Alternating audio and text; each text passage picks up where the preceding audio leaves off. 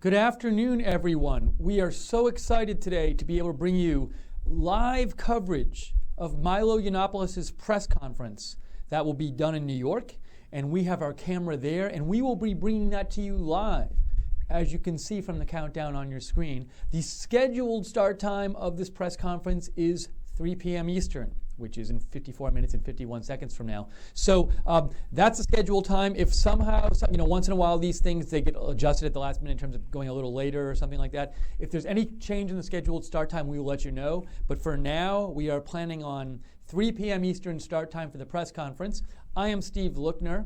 This is Right Side Broadcasting, and we are just very happy to be able to bring you this. This is a big news story.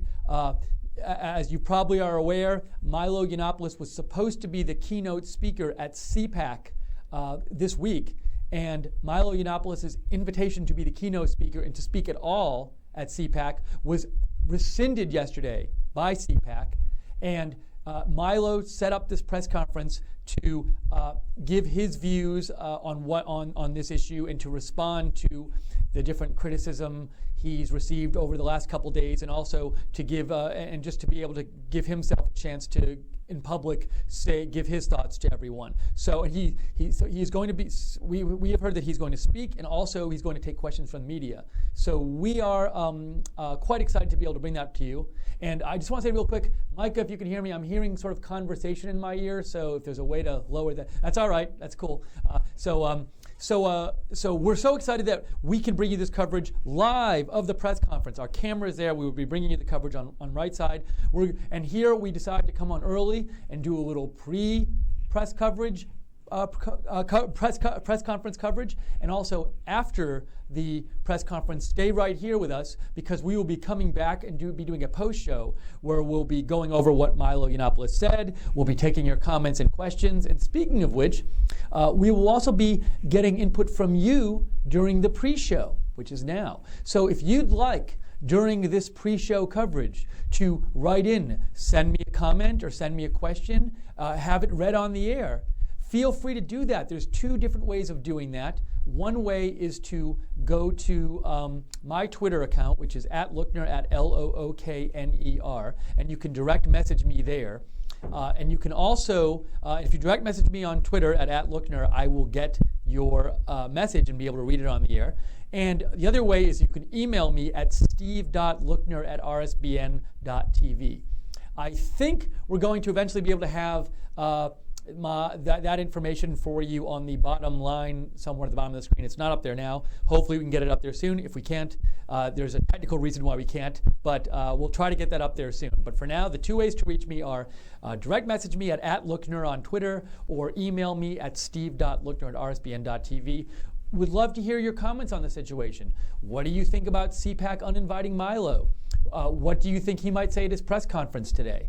What do you think about Milo's book deal being canceled? So we should talk about, so Milo had this book deal with, was it Simon & Schuster? Let me look this up. Let me get you the right information here. Milo book deal. I get nerdy about these things and want to get you the exact right information. So let's see. Simon & Schuster, I was right. So Milo had signed a deal for which he was paid a $250,000 advance with Simon & Schuster to do a book, and this book was supposed to be coming out in June of this year.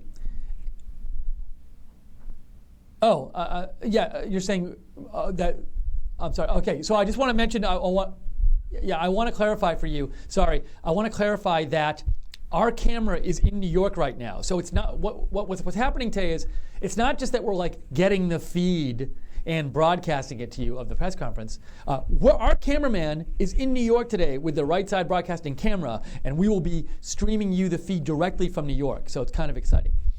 So Milo, as I was saying, had this book deal with Simon & Schuster for his book called Dangerous. He got this $250,000 advance from them, and it was supposed to come out in June, which to me, my knowledge of the book industry is that these things take a while to actually get done. So I have to think if the book was coming out in June, like literally hitting the shelves in June, that the book was either done or at least a good deal done. It's not the case that Milo's book was going to come out in June and he was sort of sitting down to write it now. So I have to imagine I'm just guessing. I have to imagine the book was at least mostly done.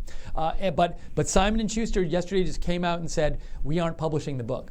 So that happened, and there hasn't been, the latest story I read in the Wall Street Journal said that there was no word yet on whether Simon & Schuster was going to try to get back the $250,000 advance that they paid him. I'm guessing there is like legal stuff about this, like either it was in the contract or the law speaks to this kind of thing. I don't know. I am not a book lawyer, so I don't know this information. But anyways, so the book got canceled.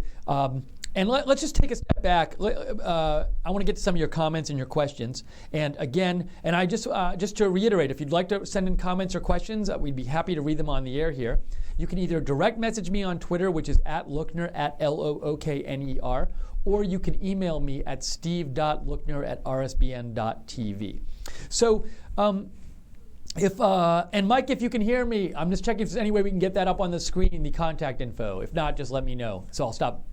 Okay, thank you. So just to recap the events of the past 48 hours of what's going on with Milo. So, and that led to this press conference happening today that we will be bringing you live in, I guess, about 49 minutes. So Milo was supposed to be the keynote speaker at CPAC. CPAC is the big conservative conference, like the biggest annual conservative event that happens every year. And this event is happening this week, later this week. We will be covering it here at Right Side, so stay tuned for that. But in the morning yesterday, CPAC released a statement that said, we are uninviting Milo. And the reason they gave for uninviting Milo from speaking at CPAC was they said in the previous 24 hours, a video had come out in which Milo had condoned pedophilia. That's what CPAC said. They said Milo had condoned pedophilia in this video that just came out. And furthermore, that Milo had responded on Facebook, but his response was insufficient. And for that reason, CPAC was uninviting him to speak. That's the only statement from CPAC that they come out with that I saw. I saw no further clarification from CPAC about that statement. I have not heard any clarification from CPAC about what specific video they're talking about, what part of the video they're talking about, why they thought Milo's response on Facebook was insufficient, and all of that. So Milo then, after that, posted another response on Facebook. The original response Milo gave was to the videos when they got posted, and the additional response, he posted a response on his Facebook page to CPAC's uninviting him. And then he also, so that happened. And if you want to read those responses, I would encourage you to go to Milo Yiannopoulos' Facebook page, and you can look at the responses. He has them posted there. So after Milo's posted his responses on Facebook, he then actually called into Right Side Broadcasting and was nice enough to call and let us interview him and get his view on the events of the day. If you'd like to watch that interview, it is posted on the Right Side Broadcasting Facebook channel. You can go and watch it if you go to our Right Side Broadcasting Facebook channel. Right Side Broadcasting YouTube channel. That's where it's posted. If you want to look at the Milo Yiannopoulos interview with us, go to, I actually was the one who did the interview on this very set. He was not here. He called in by phone. You can go to the Right Side Broadcasting YouTube page and find it there. So he did the interview with us. Then he did his own Facebook video. And then, so that all happened. Then the announcement came up after that happened about the book deal being canceled. So which was actually interesting because I remember I did ask Milo when I was interviewing him yesterday, do you think this will affect your book deal? And one thing he said was, well, I hope not. But about an hour after that interview, Simon & Schuster did cancel the book deal. Or they said they're not going to publish the book. So that happened. And then a whole other thing that's been going on, which I think is really underreported, because I haven't really seen it reported anywhere, to be quite honest with you. I noticed here yesterday that Breitbart, so Milo Yiannopoulos is a Breitbart editor. He probably at this point is the most famous person still working at Breitbart, because Steve Bannon would be famous, but he's not working there anymore. But Milo is Breitbart editor, and I saw a tweet yesterday from a Fox Business News reporter where he reported that Breitbart was considering letting Milo go, firing him as an editor. Then I also saw reports on Twitter from people that said like half a dozen Breitbart staffers were threatening to leave Breitbart unless Milo was fired.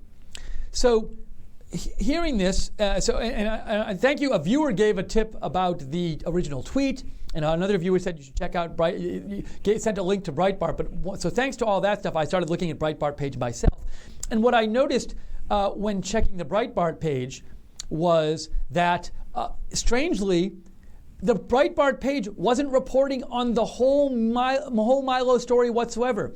Yesterday, there was no mention of the Milo story at all, which is amazing to me because, first of all, forget the fact that Milo is a Breitbart editor. This was the biggest conservative news story of the day yesterday, that the CPAC uninvited Milo. And also, especially for Breitbart's audience, they certainly are very interested in CPAC stuff and Milo stuff. So how would you just not report the story at all? And that suggested to me they were trying to distance themselves from Milo. So I checked today again, and I went online today, and I checked about a half hour ago. I'm going to check right now. And as of a half hour ago, there was literally, if you go to Breitbart.com, or is that the, I believe Breitbart.com is where you go, the front page of Breitbart.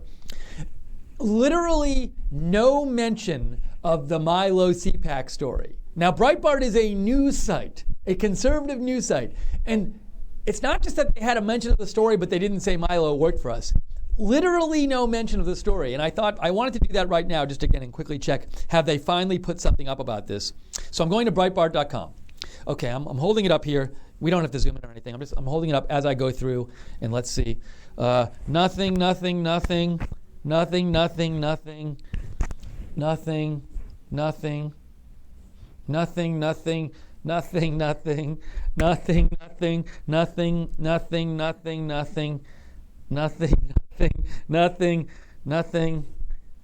we're down way at the bottom of the less important stories from Breitbart, but still nothing.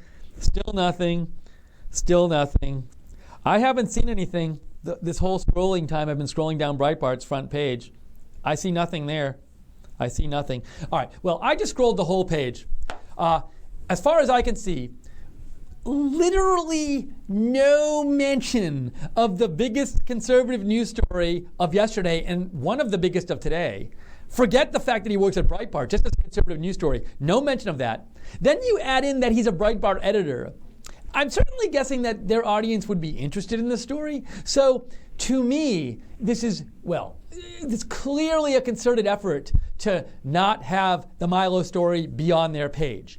Why is this? I don't know. My guess is that somebody or person or people running Breitbart wants to distance themselves from him. But, to me, let's say they want to distance themselves from him. That's their choice. I'm not saying I'm agree with it. I'm just saying that's their choice. You'd think they would at least run a story about CPAC uninviting Milo, and just if they wanted to, they could not even mention just briefly that Milo is a Breitbart editor. I mean, that's what a news organization would do. They would at least mention that this really important news happened somewhere on their page. But they don't mention it at all. So given that that's the case, it's been going on for 2 days, I wouldn't be surprised if they ended up letting Milo go. So that just seems to me, a logical conclusion to draw from their lack of mentioning the story.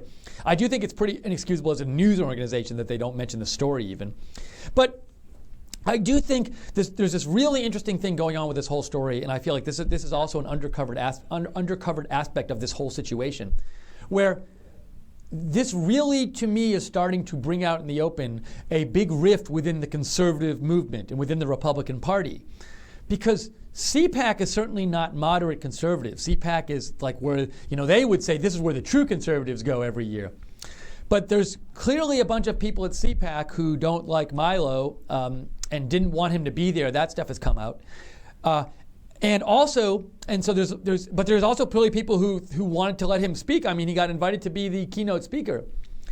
And then at Breitbart, I know for a fact that lots of people at Breitbart who read Breitbart love Milo and want to hear what he has to say. But there's also clearly a faction there, both of people who work there, and maybe people who run it as well, who want to distance themselves from him. We have people saying, "Hey, I'm not going to work here anymore if he stays, reportedly, if he's allowed to stay here," and also them literally not reporting on the story at all. So and I will also say, so there seems to be this rift within the conservative party, conservative movement and Republican Party over Milo. And also I will say this, I found it very interesting that when I've read comments about posts about this story. So for example, we did breaking news coverage of this yesterday, and we also had Milo come on and do an interview, and we posted that on our YouTube site. And when I look at the comments on our YouTube videos from yesterday, there's a real split among our viewers about whether they should have uninvited Milo, whether they shouldn't have, whether Milo is somebody whose voice should be out there, or whether Milo is somebody who's like we shouldn't listen to. There's really strong views on both sides, and it's not like 10 people to one person. It really seems like there's a big split on this issue. So, and I wonder, is it just over Milo, or is it like a larger split within the Republican Party and conservative movement that we're talking about here? And it seems to me that if Breitbart does let Milo go, this split might get way more out in the open, because I have to imagine, just look at how many articles of Milo's and speeches of Milo's Breitbart has posted over the last couple of years, and the response it's gotten, a lot of positive response and a lot of viewers.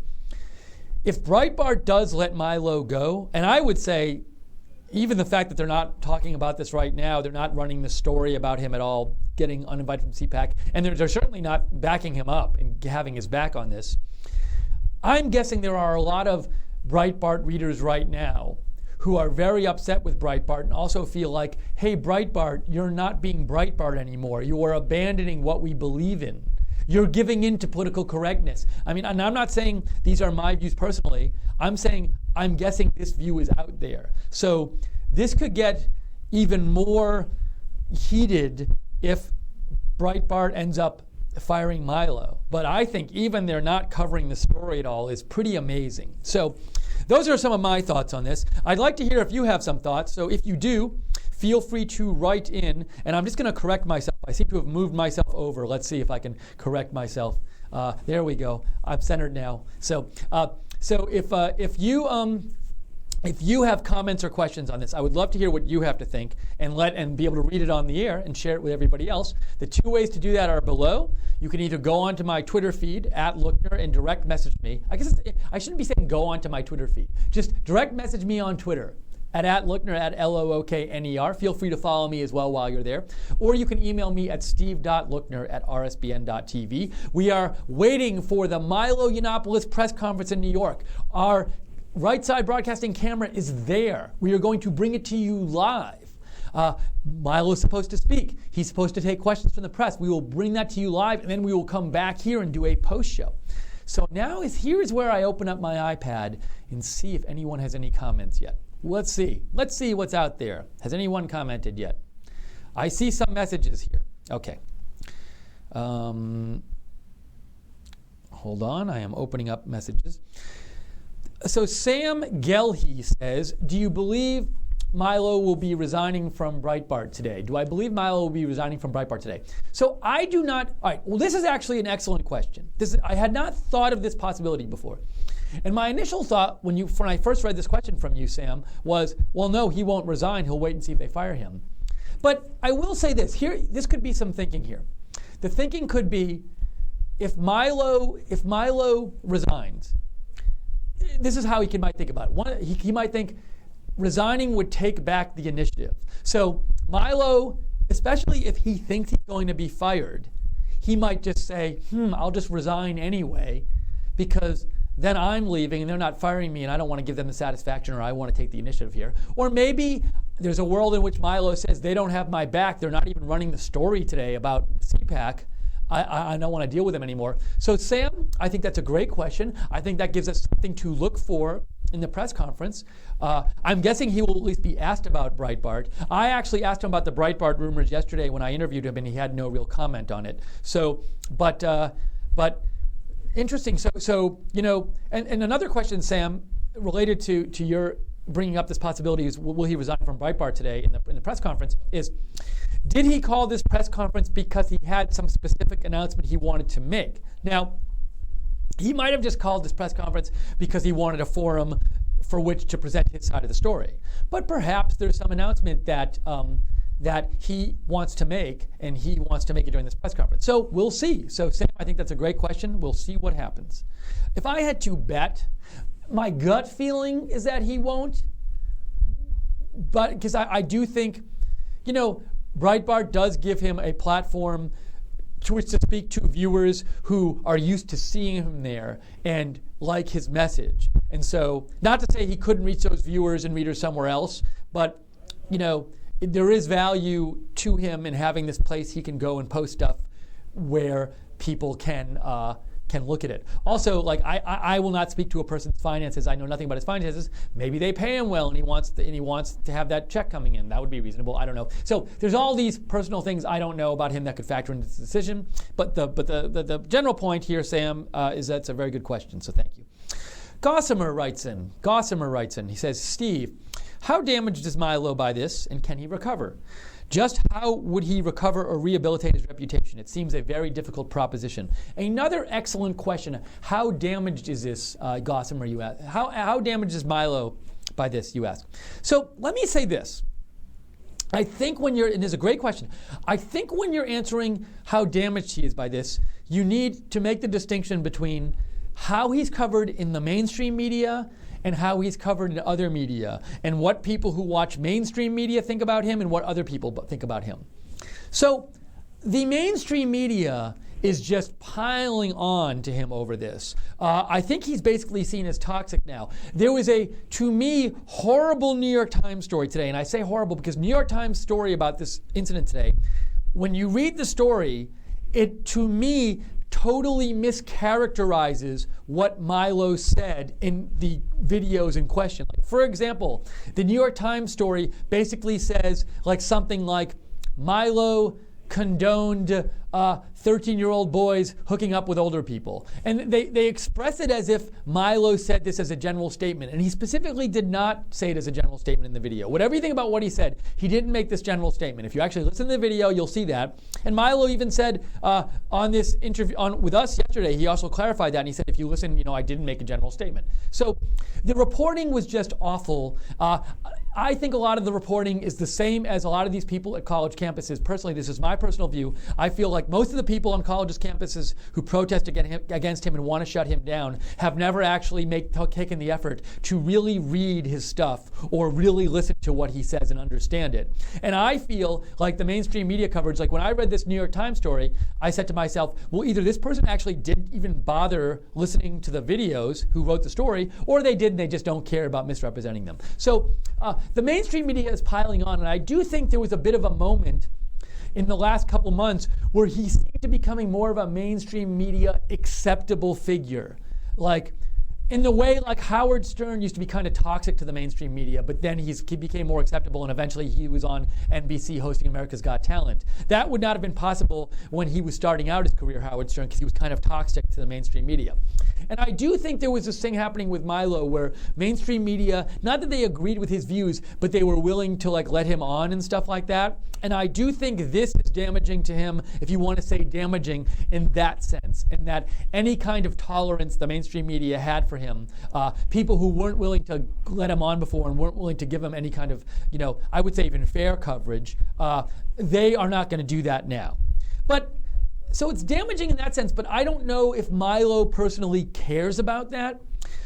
For the major part of his career, I guess you would say, as a public conservative intellectual, that's not been his forum. His forum has been places like Breitbart, and making speeches and posting them on YouTube and his Facebook channel and stuff like that. And I feel like this is not damaging for him at all among his followers.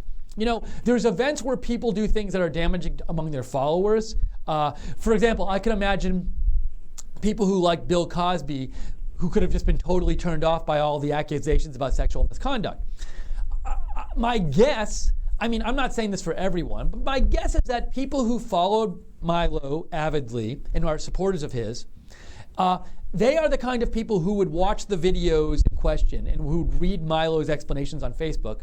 And while they might not agree with everything he said there, I don't see most of them as abandoning him. And I actually think this kind of event where CPAC uninvites him for a reason that seems to me not be adequately defended. I mean, the CPAC said he condoned pedophilia, and I don't think he did that at all, and I've seen no evidence of that. If you look up the definition of pedophilia, pedophilia is sexual attraction to prepubescent people. He clearly didn't say that, and that's the Webster's Dictionary definition online, Wikipedia definition, all of that stuff.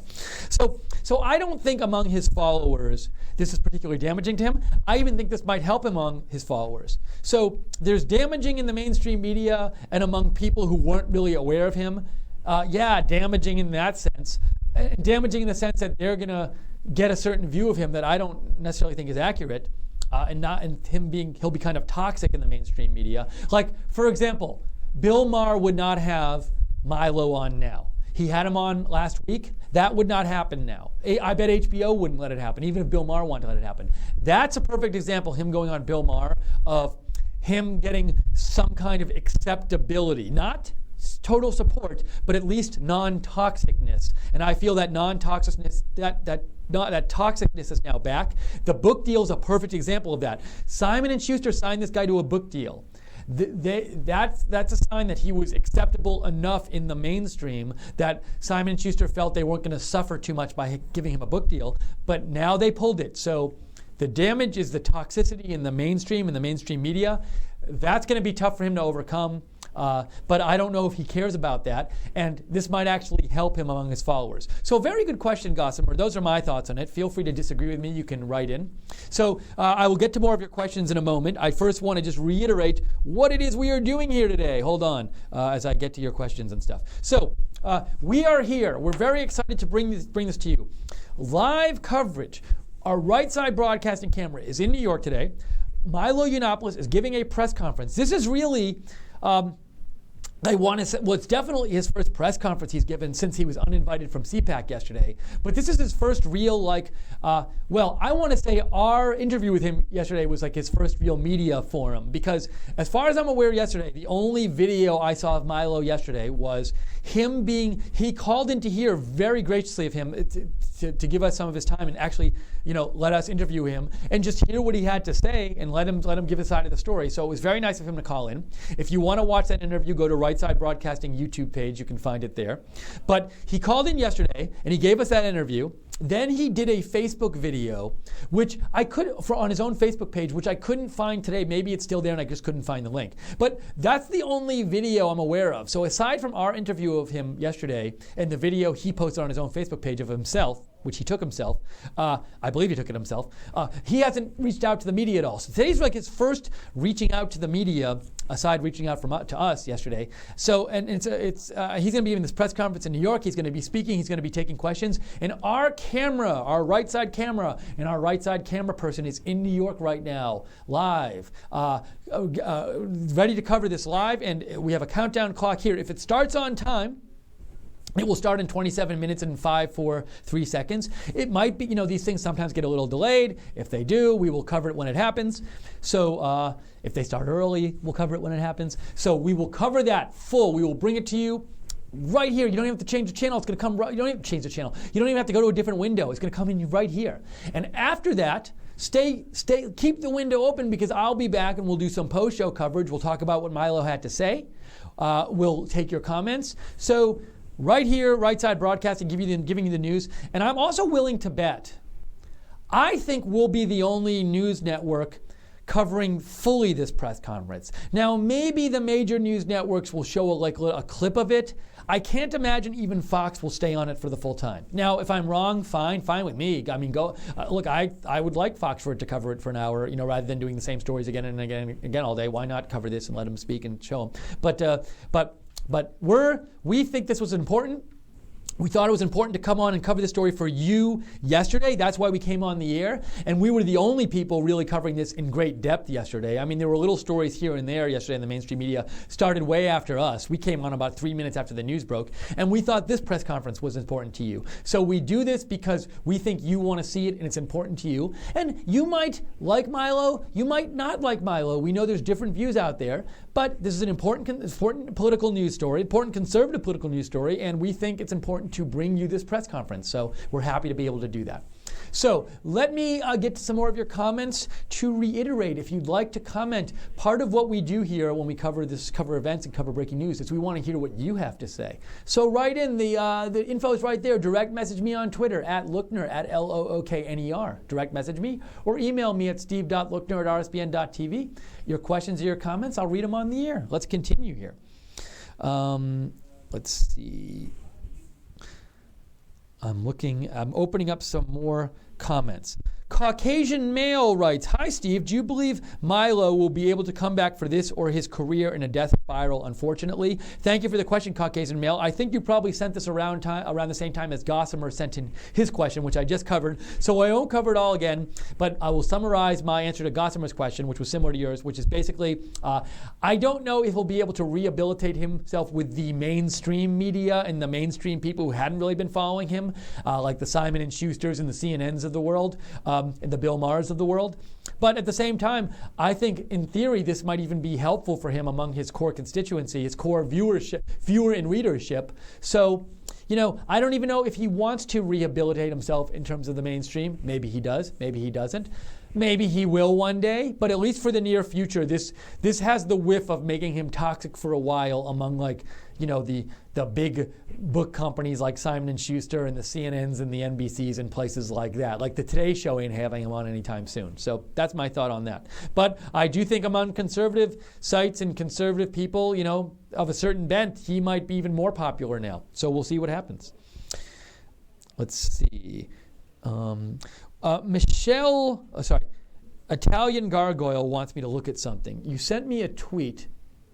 All right, so Italian Gargoyle, it's very hard for me to see this tweet. It looks, or this post. Italian Gargoyle sent me this tweet from Michelle Catlin, in which Michelle Catlin says, "A Journo mailing list whistleblower warned people about the upcoming attack on Milo one day before it happened." So this is a little small for me to read right now and try to get through this, but thank you for sending this in. And I will say, so there has been this, some people are of the opinion that the videos coming out of Milo that came out in the last couple days that led to him getting uninvited from CPAC, these are actually older videos. He didn't just shoot these yesterday or 2 days ago. They were shot sometime months ago or even maybe years ago. And there's a theory out there which is it was part of an organized movement to get him uninvited from CPAC. Now, I will say this. Milo himself, when I interviewed him yesterday, expressed the opinion that he thought there were elements out there that were trying to get him uninvited, and that he thought it was too coincidental that these videos had been released just right before the beginning of the week of CPAC where he was supposed to speak. So Milo, if you go back and watch his interview, which is at our right side YouTube page, you can see he says he thinks that it was intentionally released, these videos, to coincide with being to be at a particular time right before CPAC started to make him look bad as CPAC was about to start. So, and I will say also, one site that was posting about Milo yesterday and saying, I believe they either posted the video or posted the link to the video and saying stuff like he should be uninvited and basically supporting his being uninvited, was this thing called the Reagan Battalion. And a number of people were saying on Twitter that the Reagan Battalion was actually like affiliated with Evan McMullin, who he's very notorious for, well, I don't know if notorious is too strong a word. He's noteworthy for not liking President Trump and really often tweeting against President Trump. And some people, and I don't know if he's noteworthy for not liking Milo, but some people thought that was some sort of evidence of some, and they thought Evan McMullin wasn't being forthright about being affiliated with the Reagan Battalion. So there is this view out there that this was part of an organized attempt to discredit Milo, maybe even an attempt to get him uninvited from CPAC. As to whether this was an organized attempt, as to who was behind it, who knows? I don't have that information, but that view is out there. So thank you, Italian Gargoyle, for bringing that to my attention and giving me an excuse to talk about it. Okay, so let's read some more of your comments. Again, we are here. We are awaiting Milo Yiannopoulos' press conference that he's giving today, a day after he got uninvited from speaking at CPAC. Milo is in New York. He's going to give this press conference. Our right side broadcasting camera is there. We will bring you the press conference by way of that Right Side Broadcasting camera and camera person who is there. So we're very excited to bring that to you. There's a countdown clock of when it's supposed to start at the bottom of the screen. So we're excited for that. We have the feed ready. Will be available here very shortly. Oh, great. Awesome. Cool. So what I just heard, this is exciting. So the feed from the room where the press conference is happening is we are getting that feed in like now. Now the press conference isn't happening yet, but soon we will be able to run that feed on this window, and I think I'll probably be in a box or something like that while this is going on. So that's very exciting. So soon on your screen, if everything goes as planned, you will see the room where Milo is, or conference area or whatever, where he is giving this press conference. So stay tuned for that.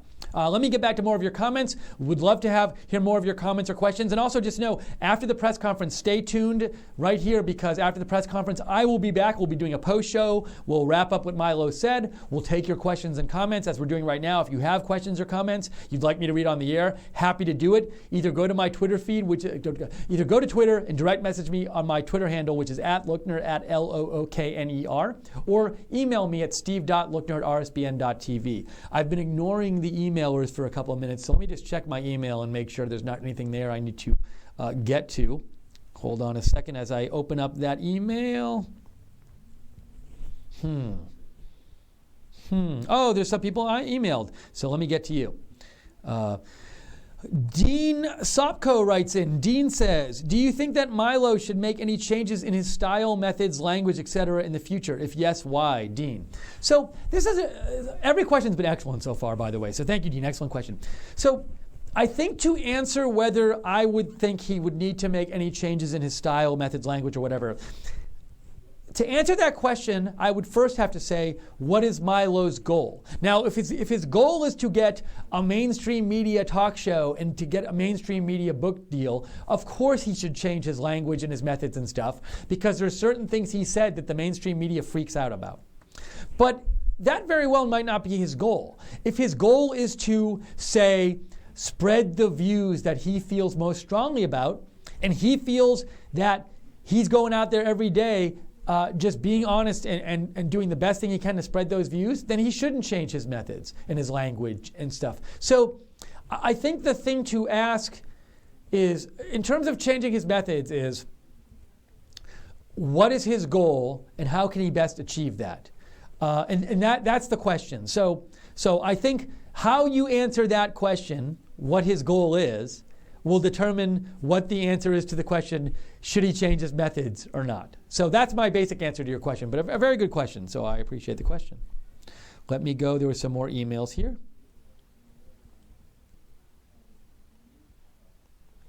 This is from Pepident Pressy, and Pepident Pressy says, who is behind this?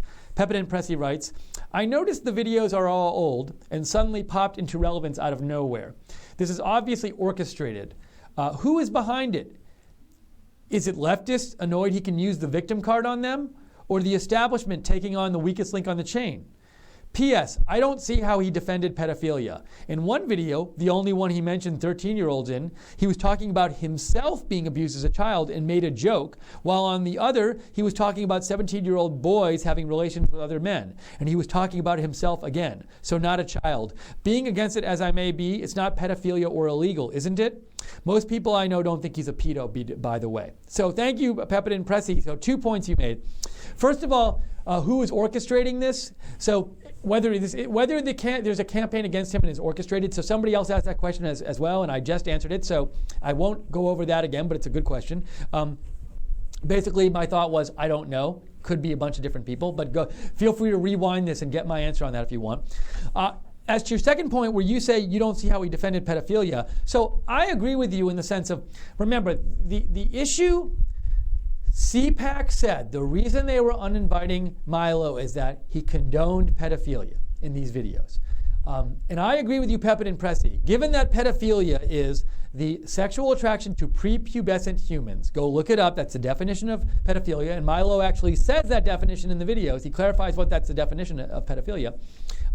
He, to me, and to you, Pepident Pressy, I didn't hear him, and you didn't hear him say anything defending that. Now, one thing you might say, you said, did he defend anything illegal? So there was a case where he talked about his own relationship with an older man, and he did say that was okay. And I believe, it wasn't exactly clear to me, but I believe that in that relationship he was under 16 at the time. That was implied in what Milo said.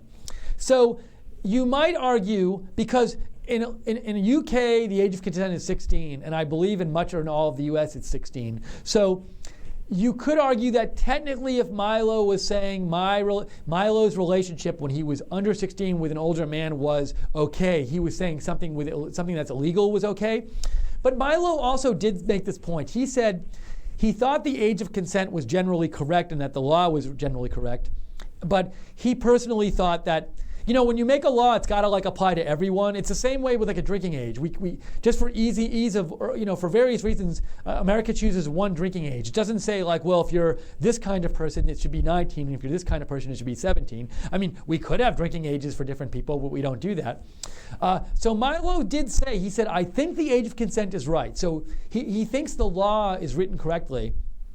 But as I took it, his point was, regardless of the law, there actually could be certain situations, like his personal situation, where someone was less than the legal age of consent, but they still were in a place where they could give informed consent in that they were mature enough to give their consent, and we shouldn't worry about it. Now, you may not agree with Milo about that, but even when he said that, he didn't say we should change the law, and he even, in his clarification on Facebook, said, and I think he said to me in his interview yesterday with us here, I could... On the one hand, I said, there might be a case where someone is less than the age of consent and could give informed consent. But that doesn't mean I think the law should be changed. I think the law is where it should be. So that's an answer to your question there. Very good question. Okay, so we have right now, I'm getting in my ear about 10 minutes to the speech. Milo resigned from Breitbart. Oh, this being reported. Okay. All right, so we are checking right now some news, and I want to look on my Twitter and look it up myself before I say it. So let me look. Even before I say it, sorry, guys. Sorry, everyone. This is the kind of thing I like to check before I actually say anything to you. So give me 1 second here. This is kind of big news related to Milo. Milo Yiannopoulos, according to BNO News, has resigned from Breitbart News, according to the New York Times. Okay. This is what I am seeing. So let me look at the New York Times website. I am just getting this in here in my ear. Thank you, Jake. And also, so here's what I'm going on. BNO News, a site I follow for breaking news, is reporting that according to the New York Times, Milo Yiannopoulos has resigned from Breitbart News. This is at BNO News. Breaking 911 at Breaking 911 is also reporting Milo Yiannopoulos has resigned from Breitbart News. Now, I will say, special shout out to that person who wrote into me before. Who was that? Who was it who wrote into me? I'm trying to find this person. I can't find your message anymore. Somebody wrote into me before and said, hey, do you think Milo will resign today in his press conference? And that was the first I'd thought of this. And hey, that person, you were on the ball, so well done. So if this is true, which I'm seeing reported here, wow, Milo has resigned from Breitbart News. I'm getting this reported from a couple of Twitter sites that I subscribe to. So hold on here. Let me just see if there's anything else about this. I'm on my Twitter right now, looking this up. I'm seeing some different people report it, but I'm looking for like secondhand. I'm looking for more, kind of like news site kind of thing. So let me just refresh here. So reports have come in, to repeat this, breaking news reports. I've received 2 reports here from Breaking 911 at Breaking 911 and also at BNO News. That Milo Yiannopoulos has resigned from Breitbart News. And at BNO News is saying that Milo Yiannopoulos has resigned according to the New York Times. I have not seen this come out by way of the New York Times. So if we get further clarification on this, we will give it to you. Right now, that is all I have right now. By the way, I'll say, if you have a further clarification from a reputable news source and you want to send it in to me, go direct message me at @Lookner or email me on Twitter or email me at steve.lookner@rsbn.tv. Okay, so I should say to you, all of this stuff happening at once. On one side of your screen now, you now can see we are in New York. Well, I am not in New York. I'm in Auburn, Alabama. But on one side of your screen, we have the right side camera in New York. We're going to bring you this press conference. And this press conference was going to be a big deal anyway. But if this resigning rumor that I'm hearing is true, that Milo resigned from Breitbart, this will be an even bigger press conference. And I will say this, I have to think that if he is resigning from Breitbart, he is going to announce it in this press conference. So that would be a big announcement. So you can stay tuned here and just know, so when the press conference actually starts, I will not be on the screen watching the press conference. I will be here at the office. You will see press conference full screen. So as soon as it starts, we will bring it to you. And please stay tuned with us after the press conference, because we will be doing a post show right here and having reaction to it. We'll be covering what he says, and also, we will take your comments and take your questions as well. And I've been doing that so far now. So again, to repeat this breaking news rumor, I'm calling it a breaking news rumor because I haven't had it confirmed yet. But according to a couple of sites that are usually pretty good about stuff on Twitter, which is @BNO News and also @Breaking911, Milo Yiannopoulos has resigned from Breitbart. And I'm just looking to get a little more confirmation on this. I'm sorry, did you say NBC, Micah? I'm getting a word in my ear from Micah, our producer, that NBC is now reporting that Milo Yiannopoulos has resigned from Breitbart. Wow. CNN is reporting it as well. Amazing. Well, wow. Big news. And here on Right Side Broadcasting, you will have the person this big news is about speaking on your feed in this window about 10 minutes from now. So we are very happy to be able to bring you this coverage as it happens live, and you'll be able to see from the person himself. Hopefully he will talk about his thoughts about this resignation. I have to imagine this is happening. This is a very big story. This is he right now, to me, I don't think it's too bold a statement to say this. I've heard other people say this. He's the biggest, most famous person at Breitbart News today. And who would have thought as of a couple days ago that he would resign from Breitbart News? 2 days ago, he was an editor at Breitbart News and the keynote speaker at CPAC. Now, he is no longer speaking at CPAC. He's been uninvited. Oh, and he also had a big book deal with Simon & Schuster 2 days ago. Now, no book deal with Simon & Schuster. That's gone. No appearance at CPAC, and he's no longer working at Breitbart. And he's resigned from Breitbart. So that's pretty stunning. Pretty stunning. Wow, that has all happened. And I will say for you, I'm not going to say I don't pat myself on the back much, but if you've heard my coverage in the past couple days, I have said that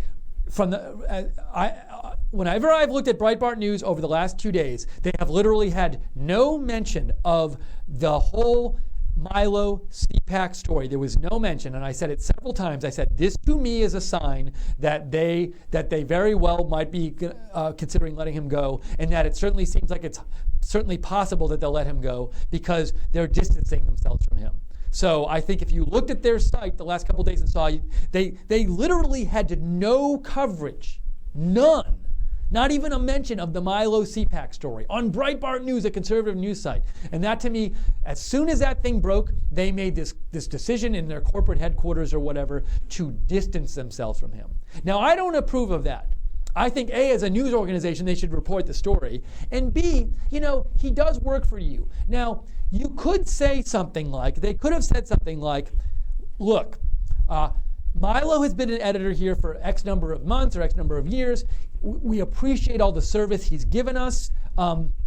If they were going to fire him, they could have said, unfortunately, we feel like we have to disassociate ourselves from him. Or, so I don't know the degree to which they reached out to him at all. But it certainly, there was no degree, the fact that they never said that and they just didn't report the story, he still did work for them. And even if you're going to let him go, I do think there's an obligation to somebody who works for you, especially in a case like, in any kind of case, but especially in a case like this where the stated reason that CPAC gave for uninviting Milo is that he condoned pedophilia in the videos, something which I've seen no evidence of. Now, you'd think that as a conservative website, Breitbart should be a place that I can go where there'd be a story like, hey, like to me, I'm surprised this story wasn't out there. CPAC fires Milo because they said, CPAC uninvites Milo because they say he condoned pedophilia, but no evidence yet in videos of him condoning pedophilia. That seems like the story they would run. Also seems like a story their viewers would be interested in. Also just seems like a newsworthy news story. And they never ran it. So this, to me, there's this whole question of what does this say about Breitbart? Not just that they let him go, but the way they let him go. There's no coverage. There's no apology for letting him go. There's no explanation of letting him go, at least that I've seen yet. Now let me say this. Hold on. I got to take this back. I made a boo-boo here. Milo resigned. He was not let go by Breitbart. So I got ahead of myself. I apologize. So Milo resigned. They didn't let him go. So perhaps, my bad. Perhaps they would not have let him go. I'm assuming that given that he resigned and that they hadn't talked to him about him for the last 2 days, they were going to let him go. So in the last 10 minutes when I was ranting about them letting him go, I admit I messed up and they didn't actually let him go. So I think I was assuming they would have let him go. But my view still holds about the way that they haven't reported on the story and that they haven't said anything about it. They should be covering the story in some sort of form.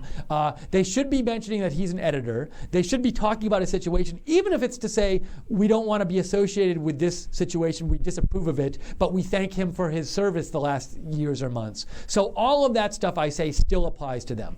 But and I don't know if they would have let him go, but my thought, given that they literally hadn't mentioned the story for 2 days, is that they did let him go. Is that they would have let him go. So I apologize. Bad Steve for saying that. Hey, you know what? I said it, I did it, I'll admit it to you. But my other thoughts about them still stand. So anyways, he's going to speak in a few minutes from what I've been told. We're going to be here. I'm going to be here now until he starts speaking, and then we will go full with the press conference. So he will be saying stuff, and he will also be taking questions.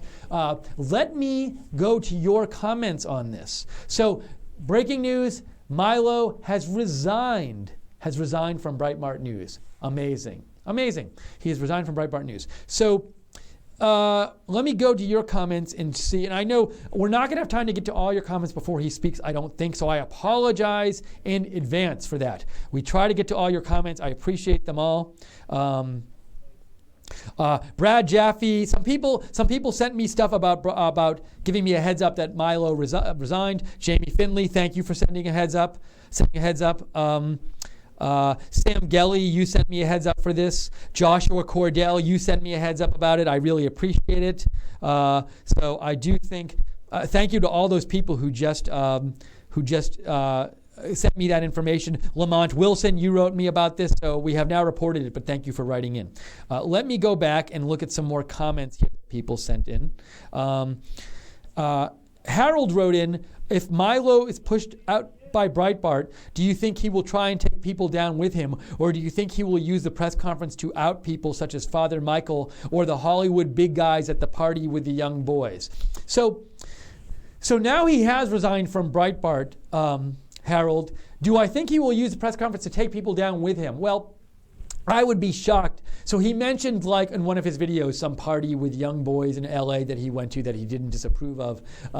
But I'd be shocked if he mentioned like the people who had that party. Now, if he's going to say something negative about people, to me, my best guess might be the two candidates would be the people at CPAC and the people at Breitbart, because CPAC uninvited him and Breitbart he just resigned from there, so I'm assuming he has some beef with Breitbart that he'll explain. But also, as I mentioned, Breitbart literally wasn't reporting his story at all, the story of him and CPAC, and apparently to me distancing themselves from him in the last couple days. So hopefully we'll get some more information on that. But in terms of individuals, those would be the candidates I would think. But maybe he won't say anything negative about anyone. So that's up to Milo. A good question.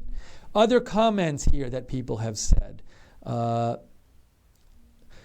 Tim Ireland says, for the sake of accuracy, can you please point out that Milo did not advocate pedophilia? He advocated, it says, you're saying hebophilia while equating it with ephebophilia. I'm not sure exactly what those words mean, and I'm not going to bother looking them up right now. But your main point, Tim Ireland, is that Milo did not advocate pedophilia. And as I said earlier in this broadcast, I agree with you. If pedophilia is defined as sexual attraction to prepubescent humans, and I didn't see anything in the videos that I saw where he did that. Milo himself said he didn't do that, and I didn't see anything where he did that, where he condoned or advocated it. So I agree with you, Tim, about that. And it's a bit disturbing because that was CPAC's reason for uninviting him, is that they said in the videos he condoned pedophilia. So, Choice News Network writes, do you think Simon & Schuster's cancellation of his book Dangerous will increase demand for it? Should it get published later? So you're saying if somebody published it, will it be more in demand? Well, there's this thing where I do think among certain people there will be more demand. The thing is, though, if Simon & Schuster had published it, they have so much money over there and such a big publicity department that there would be demand. They could get demand from mainstream people who don't really follow. But when I say mainstream people, I mean people who follow the mainstream media and don't really follow Milo. So people who don't normally follow Milo and people who aren't familiar with him and who aren't strongly conservative, for example, those people, if a big publishing house publishes a book and publicizes it, they very well might start demanding the book because they see ads for it and stuff. So I do think if it gets published now, it'll be published by a smaller publisher or a conservative publisher. So you're going to lose some of the demand that would have been drummed up by a big publishing house publishing it. But at the same time, there might be more demand from other people, like conservative people, for example, for the book, as to whether the lessening demand is outweighed by the greater demand. I mean, to me, just in terms of of pure numbers, I mean, I don't know. It's a good question because I think there are a lot of people out there who don't necessarily get all their news from the mainstream media and read only books published by big mainstream publishing houses, and maybe they'll all want to read his book now. So I don't know. Good question, Choice News Network. Let's see other comments you might have. Let me just say again, we are here. It's 3:01 p.m. Eastern Time. Milo's press conference is supposed to begin at any time now. Milo Yiannopoulos is giving a press conference in New York. We are going to be covering it live. You can see the feed on your screen. Our right side broadcasting camera is there. As soon as Milo's press conference starts, we will go full screen with the press conference and bring it to you live. You don't even have to open a new window. You can stay right here. Milo will give his press conference where he is supposed to speak and also take questions from the press. Immediately after that, stay tuned. We will be right back here, same window. I will be here in the studio. We'll be doing a post show where we wrap up what he said. We talk about what he said. We take your questions and let you make your comments about what happened. So full coverage of this event. I don't think you're going to be seeing this kind of coverage anywhere else in the media. So if you're interested in this big event, I think the Right Side Broadcasting is definitely the place to be. And I should also say real quick, so we're really happy to bring these kind of events. We are trying in the future to bring you more live events. Doing so costs money, obviously, and we don't have a ton of money. We don't take big corporate donations. We want to stay independent and be able to control the content and bring you the content we think you want to see. So if you do like these events, which we don't charge you to watch, and you do feel like giving us some money, we always appreciate it. I mean, if don't be giving us your food money, but if you have some extra money that you might normally spend on movies or TV or just give to a good cause, we always appreciate your donations. The places to donate are, one is rsbn.tv/donate, and the other one is, let me see if I can get this right, GoFundMe.com/NextGenRSBN. Did I get that right? Yes. So GoFundMe.com/NextGenRSBN or RSBN.tv/donate. So we always appreciate your donations, and we so appreciate those of you who've donated in the past. It really helps us bring you these kind of events, and we're trying to bring you more of them in the future.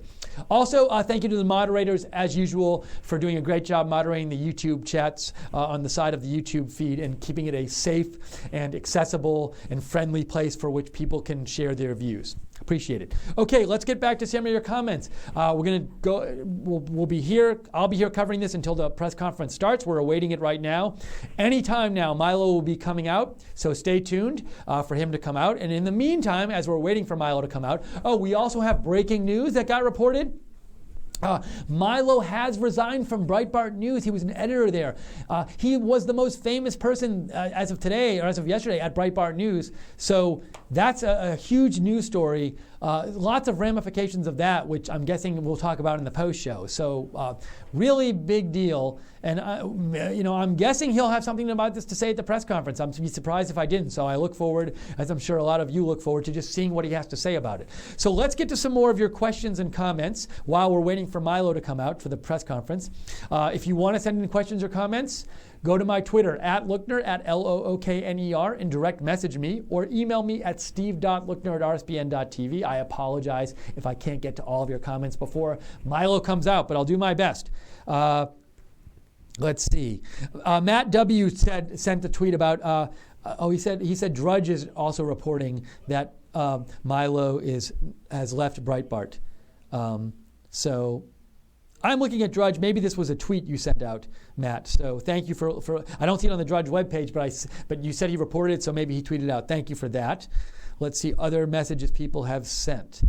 Knights Keklar says, something to consider. People may be hopping on board with this after so much time. Oh, he's out. Let's go to the press conference. We'll see you after the press conference.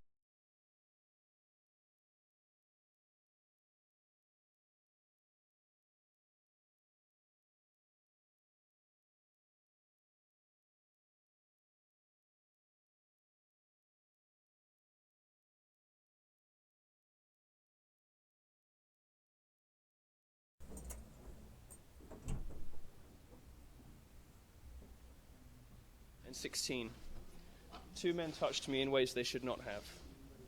One of those men was a priest. My relationship with my abusers is complicated by the fact that at the time, I didn't perceive what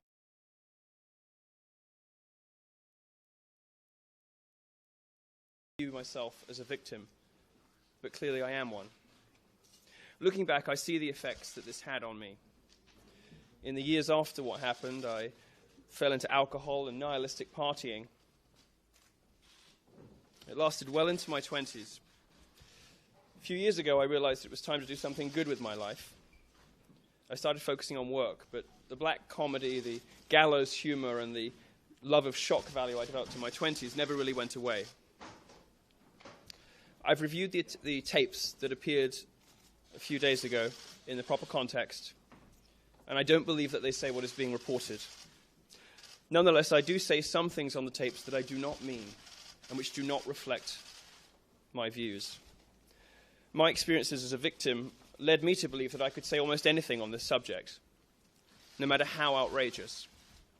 But I understand that my usual blend of sassy, gay British sarcasm, provocation, and gallows humor might have come across as flippancy, a lack of care for other victims, or even worse, as seems to have been the case in reports, advocacy. I'm horrified by that impression. I would like to restate my disgust at adults who sexually abuse minors. I'm horrified by pedophilia, and I have devoted large portions of my career to exposing child abusers. I've exposed 3 of them in my reporting, which is 3 more than most of my critics. I've repeatedly expressed disgust at pedophilia in my feature and opinion writing, and I was also the first journalist in the UK to ask, after Jimmy Savile's death, whether the real story of his rampant child abuse would ever be told. My professional record is very, very clear. But I do understand that the videos that you have seen, even though some of them were deceptively edited, paint a different picture, and I am partly to blame for that. I do not advocate for illegal behavior. I explicitly say in the tapes, in a section that was cut from the footage that you've seen, but I think the age of consent currently is about right. I do not believe that any change in the legal age of consent is justifiable or desirable. I don't believe that sex with 13-year-olds is okay. When I mentioned the number 13, I was talking about myself and the age that I lost my virginity. It can strike some Americans as unusual or strange, but my mother's native Germany, the age of consent is 14. We have a different approach to these things sometimes in Europe. I shouldn't have used the word boy. Gay men often use boy or girl to mean men of consenting age. But I understand how heterosexual people may not have realized that, and that was an error. I was, in fact, talking about my own relationship when I was 17 with a man who was 29. The age of consent in the UK is 16. I did say that there are relationships between older gay men and younger gay men that can help the younger gay man escape from a lack of support or understanding at home. That's perfectly true, and every gay man knows it. I'm certainly guilty of imprecise language, which I regret. And anyone who suggests, however, that I turn a blind eye to illegal activity or to the abuse of minors is unequivocally wrong. I'm implacably opposed to the normalization of pedophilia, and I will continue to report and speak accordingly. To repeat, I do not support child abuse. It's a disgusting crime of which I have personally been a victim. The remarks I made on podcasts and interviews more than a year ago were about my personal life experiences, but I didn't make that clear. I will not apologize for dealing with my life experiences in the way that I choose to, which is through humor and provocation. No one can tell me or anyone else who has lived through these experiences how they should best deal with those emotions. But I am sorry to other abuse victims who may have interpreted what I said as flippant or uncaring if my own personal way of dealing with what happened to me has hurt you. I will never stop making jokes about taboo subjects. Go into any drag bar or gay club and you will hear joke after joke after joke about clerical sexual abuse. I'm not afforded the same freedom to make those kinds of jokes because the media chooses to selectively define me as a political figure in some circumstances and a comedian in others, and also, of course, because I'm a conservative. But I said some things on those internet live streams that were simply wrong. My employer, Breitbart News, has stood by me while others caved. They've allowed me to carry conservative and libertarian ideas to communities that would otherwise never have had them. They have been a significant factor in my success, and I'm grateful for the freedom and for the friendships that I forged there. But I would be wrong to allow my poor choice of words to detract from my colleague's important job, which is why today I'm resigning from Breitbart effective immediately. This decision is mine alone.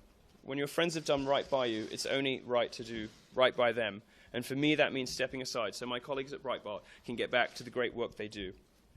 My book, Dangerous, has received interest from other publishers after my previous publisher, Simon & Schuster, informed me they no longer wish to release it. The book will come out this year as planned, with perhaps an additional chapter. I'll be donating 10% of my royalties to child sex abuse charities. I haven't ever apologized before, and I don't anticipate ever doing it again. Name-calling doesn't bother me, and misreporting doesn't bother me. But to be a victim of child abuse and at the same time be accused of being an apologist for child abuse is absurd. I regret the things that I said. I don't think I've been as sorry about anything my whole life, and this isn't how I wanted my parents to find out about this either. But let's be clear about what's happening here. This is a cynical media witch hunt from people who do not care about children.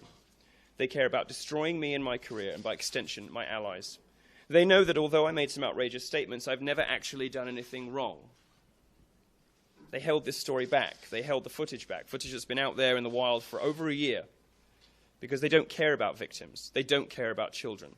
They only care about bringing me down. They will fail. I will, in the next couple of weeks, be announcing a new independently funded media venture of my own, and a live tour in the coming weeks, and new campus tour dates, part of my new Troll Academy tour. I started my career as a technology reporter who wrote about politics, but I have since mutated and grown into something quite different and much bigger. I'm now a performer with millions of fans in America and beyond. I'm grateful for the tens of thousands of messages that I have received. And I look forward to making you all laugh, cry, and think for many, many decades to come. My full focus is now going to be on entertaining and educating everyone, left, right, and otherwise. If you want to brand or stereotype me, good luck with that. Don't think for a moment that anything that has happened in the last 48 hours will ever stop me being as offensive, provocative, and outrageously funny as I choose on any subject I please. America has a colossal free speech problem. The land of the First Amendment has some of the most oppressive social restrictions on free expression anywhere in the Western world. I'm proud to be a warrior for free speech and creative expression, and I want everyone in America to have the right to do, be, say, read anything. I want people to be able to dress however they want. I want people to be able to play whatever video games they want. I want people to realize their potential and have the full limits of creative expression available to them. That isn't currently the case in America. America is a country I love. America is a country that has taken me in. Its people have taken me in, and I'm very grateful for that. I am proud to be a free speech warrior in America, and I will continue to do that. I'm not going anywhere. Thank you very much. I will take perhaps 5 questions. Milo. Yeah.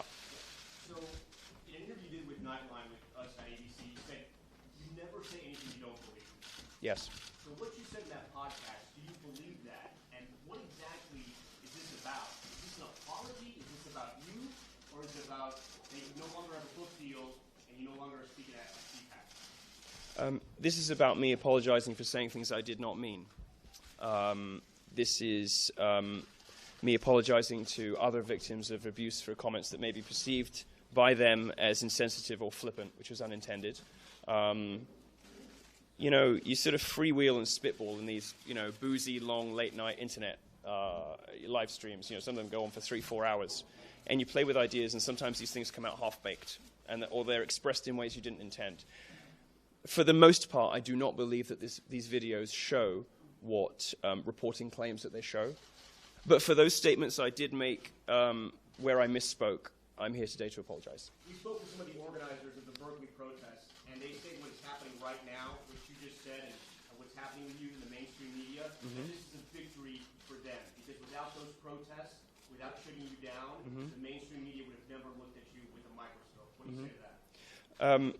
Well, this isn't really about me crowing, but I don't think this has done any harm for my profile, and I think, you know, more people are going to read what I have to say on the subject of free speech as a result of this. It may not be from the same publisher, and it may not be from the same, under the same masthead, but I have an opportunity now through what has happened, and this has not been a pleasant 48 hours for me. I have an opportunity now through what has happened to reach an even larger audience, and I intend to do so. Milo, do you stand by your comment of calling Joe Bernstein? Could you be respectful of other people, please? Did you speak to Steve Bannon about your resignation from Breitbart? No. And this is a follow-up. What's your innovation status? Are you on a work visa?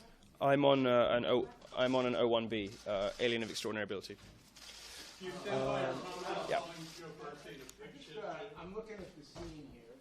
I'm not sure that we could have a news conference with researchers talking about curing cancer and we would have as much turnout here. Yes. What does this tell us about our culture? That there is so much interest about you, Yes. about this controversy, Yes. and about what's happened over the last month from Berkeley to this point. Well, I think it says something very obvious and very clear, which is that America has a gigantic free speech problem. Both the left and the right are guilty of that. In the 90s, it was the religious right saying that video games could make you violent. Now it is feminists and social justice warriors saying video games can make you sexist. And all of the associated forms of schoolmarmishness and nannying and pearl clutching, language policing, the safe space culture, trigger warnings culture, all of this stuff is designed to restrict the free expression of the rest of America. And it is perpetrated by elites on the people. It is perpetrated by well-funded, well-educated people in coastal cities on the rest of us, on perfectly innocent pursuits and perfectly innocent expressions and perfectly innocent language. My rapid rise in the last year, I think, is testament to the huge hunger from both sides. Because I got to tell you, most of the people at my talks are not your typical college Republicans. My rise and the interest in this story is testament to the fact that America is crying out for somebody who will say the unsayable, who will break taboos, and who fearlessly resists those who want to clamp down on free speech and free expression. That's what I think it says, and I think it's very clear. Just a quick follow-on. Okay. That. Are you at all concerned that while you've been sort of straddling the line, walking up to the line, you've now crossed over the line into a place of irrelevancy? No. If I thought that was the case, I wouldn't be making an appeal now. This is why you would be making an appeal. Well, no. If I thought I'd crossed the line over into irrelevancy, then I would be with my tail between my legs somewhere. I'm apologizing for a small cluster of remarks that I made, some of which I think are taken out of context. There was obviously some deceptive editing that happened there. One or two of those comments I did not mean. They did not reflect my beliefs. And I think, you know, I've never apologized about anything else before. I don't anticipate doing it again. But this particular subject strikes pretty close to home for me. So it was very important for me to clarify my position on this particular subject, given my personal history with it. Do you stand by your comment of calling Joe Bernstein? Sorry, say again. Thank you. NBC News. Hi. Do you think that there are homophobic undertones to the fact that this particular topic is the one that finally crossed the line, given that gay men have historically been equated with pedophilia, and given that you have done some rather controversial things in the past? Well, statistically speaking, there's no evidence to suppose that pedophilia and homosexuality are related, though I think that the numbers show a slight preponderance. I think pedophiles are slightly more likely to be gay. That is to say, slightly more likely to be into boys if they're men than into girls, but not by very much. I know that CPAC has a long and complex history with gays. I know that one of the organizers of CPAC was fired for trying to welcome, log cabin Republicans into the tent. I know that there have been a lot of problems with CPAC and homosexuals. I think if you look at the crowds that follow me around, Louisiana State University, we filled a 1,200-seater in 48 hours. I came out in full drag, as a drag queen, to give a talk about fat shaming. And 1,200 Republicans gave me a standing ovation. This simply hasn't happened in the history of this country before.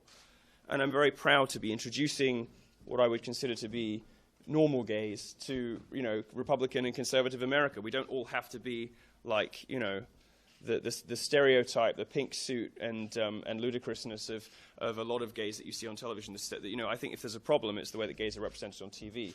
I've probably done more for the image of gays in the flyover states than all the associated, than all of the gay charities, gay activist groups, and gay publications for the last 30 years. I think they've seen me, and I get emails every day along these lines. They've seen me, and they've realized. I get emails from mothers sometimes, and they say, "My son is gay, and I was terrified that he was going to turn into Ross Matthews. But you've made me realize actually that gay people can be okay." I'm very proud of that. I'm very happy of that for that. If there's any extent to which homophobia played into CPAC's decision, I certainly wasn't aware of it, and I know that many people within CPAC have been very supportive of me appearing there. I'm not a traditional representative for American conservatism. I've never painted myself that way. I'm a visitor to this country. All I can really do is express my opinion, having been here for a year and a half. But given the level of interest, the sheer number of people who seem to love me, and who want to buy my book and come to my shows and all that kind of thing, I think it was only logical that CPAC would seek to book somebody like that, somebody who is obviously the most interesting thing happening in American conservatism right now. Milo, Gateway Pundit. Thank you. In your statement, you said what you're going to do next, you're going to be working on a new independent media venture. Yes. You brought that up. Yes. Can you give some details on what that would be? Is that going to be something radical, Breitbart, what would that be? No, I don't intend to go head-to-head with Breitbart in any respect whatsoever, but I will be doing a lot more of the same that I have been doing, just not under the Breitbart banner. We have received some preliminary funding for that. I expect to be raising more. I think it'll just be more of the same. College tours, probably commercial tours, more TV, more video, more everything. I'm going to focus now, on entertainment, on education, and less perhaps on journalism. I'd sort of outgrown my role, I think, as technology editor at Breitbart, which is fairly obvious. I'm going to be doubling down on education and entertainment, and see where it takes me the next year. I can do one or two more. Yeah. Okay, so we at the Gateway Pundit discovered that the original attacks on you came from two sources. Democratic activists with deep ties to George Soros, in addition to former presidential candidate Evan McMullen and the CPAC. So these Never-Trump websites and individuals continue to invest vast amounts of money and time in attacking Trump supporters and members of the current administration. My two questions would be, what do you think of these anti-Trump groups and their continued attacks? And my second one is, do you think that these groups have any future in the Republican Party? What would you say to them? Publications and activist groups and political operatives who insist on preserving their own power. These are people who have sold out your country to line their own pockets. These people are dying, if not already dead. Their publications have no readers. They're, it's very obvious that this was a highly coordinated and very well-planned and well-funded attack on me. But I have to take responsibility for what I said. Nonetheless, everyone at home can see what's happening. And everyone at home can appreciate when, Donald Trump is voted into the White House, but the whole Republican Party absolutely hates him, that something has to change. There has to be a break at some point. This sort of populist nationalist revolution that is happening, the anti-political correctness, pro-free speech revolution that is happening all over the Western world is not going anywhere. For the last 30 years, speech codes have been the order of the day, and right-wing politicians have run terrified and screaming for allegations of racism and sexism, and basically given ground on almost every serious issue. Well, that's changing with the rise of bold electorates and bold politicians. Donald Trump's an example of that. I'm an example of a cultural figure related to that social change. And we are going to represent the next 30 years. This last 48 hours has been a horrible and humiliating and degrading experience for me. But I'm going to be around for 30 years. Many of the people who are organizing everything they possibly can to take me down will not be. I'll do one or two more. We've had you, so I'm sorry. Yeah, go ahead. Milo, I'm going to toss you a bone. First of all, I'm going to let you know, although I detest everything about NAMBLA, the FBI actually agrees with you. When it comes to criminal classification, victims who are 10 or 12 years old actually can grant consent. If you would, please pass this to the gentleman visiting from New York. Well, I'd just like to clarify there. I said in a segment of the video that was cut, which most of you will not have seen, that I felt that the age of consent was, quote, about right, unquote. I have no desire or wish, I don't think it's desirable or justifiable to change the age of consent. I think the age of consent in my mom's native Germany at 14 is too young. Okay, the one question I have is on behalf of the state of Texas. You do issue very provocative statements. Yep. This is one that you said that is very offensive and messes with Texas. You said gay marriage is not a civil rights struggle. Stop comparing gays and blacks. When gay men are slaves, it's because we beg to be. Yes. I'm going to tell you the 1964 Civil Rights Act was signed by the greatest president of the United States, Lyndon Baines Johnson. He's a Texan. He signed it because Texas is next to Mexico, which is very close to your daddy's precious wall. He signed that because Mexicans were showing up to workplaces and white men were intimidating and physically abusing them. The Civil Rights Act was never, ever intended specifically for blacks only. Lyndon Baines Johnson included it for discriminatory purposes. Your argument is not only unoriginal and adios Americanish, it's also ignorant and racist. I was wondering if you could please whip up this statement, or do you have a leg to stand on? I think it was a funny joke, and I stand by it, and I don't take comparisons to Ann Coulter to be insulting. She sells a hell of a lot of books. Yeah. There's been interest, obviously, since Simon & Schuster decided at the first opportunity to jettison it. I'm sure they'll get a lot of plaudits in New York cocktail parties, but the people who actually want to read it, the people who support me and believe in what I'm saying, in their millions, will, I'm sure, seek out wherever it is published by the next person. We expect to be able to announce something about that in the next couple of weeks. The book will come out. The book will come out this year as planned. I don't think that's clear yet. I probably won't go to CPAC. I don't think it would be indecorous for me to go and cause a fuss. Sorry? What were your conversations with Alex and Milo before you made this decision? Did you face any pressure from him? Alex has been nothing but supportive. He's been one of the... I think Alex Marlowe is the editor-in-chief of Breitbart, in case some of you don't know. He is probably the most gifted editor of his generation. He has extraordinary abilities. He's taken Breitbart from an upstart insurgent website to the #3 news organization in the country. Anyone in here from the New York Times or CNN, you are the only people in the room who have more readers than Breitbart now. And that is mainly due to the great insight and gifts of Alex Marlowe. He's been nothing but supportive to me. And as for the specifics of announcements or whatever, I think I'll keep that confidential. Let's do... For people who don't know you, what's your relationship with Steve Bannon? When was the last time you spoke to him? Steve Bannon brought me into Breitbart. Steve Bannon is one of the most formidable and brilliant political operatives of his generation. I have nothing but admiration for the guy. Not an easy person to work for if you're a slacker. Not an easy person to work for if you don't show up to work or if you don't really give everything your all. Fortunately, I'm not one of those people. I haven't spoken to Steve for a very long time, since before he took the job at the White House. You credit him discovering you, though? You credit him as discovering you? I think you said something to that. Yeah, Steve Bannon, has populated Breitbart with, a disproportionately Jewish ethnic minority and gay senior editorial team. And we are, we were, I should say, far more diverse than any of the people criticizing Breitbart for alleged racism or God knows what it is today. Yeah, go ahead. What would you say to other 13-year-olds who find themselves in your similar situation right now, who feel that they don't have an outlet to talk to and they are being preyed upon by maybe older men? Yeah, some of the comments I've made about sort of sexual assault, sexual abuse have come across as callous, because I think the message that I was trying to send was it doesn't have to ruin your life. It didn't ruin mine. It certainly didn't. Well, it certainly affected mine.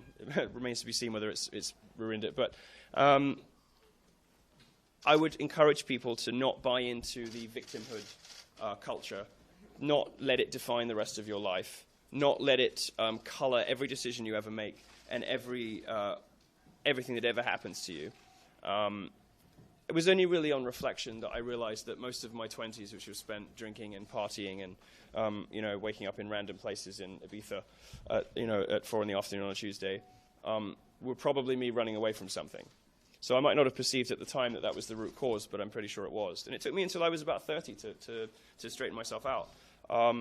But I did, and I'm now doing very well. And I'm very grateful for all the people who have my back, which is, my inbox has been extraordinary. I think there's a big gulf between the public and the media in this country. Nobody really would be surprised or outraged by that statement. Most journalists simply have no understanding whatsoever of the country they're reporting on. I have a really good understanding of this country, and that's just from being here for a year as a foreigner. Maybe it takes a foreigner to sort of come with open eyes and without prejudice and without preconceptions.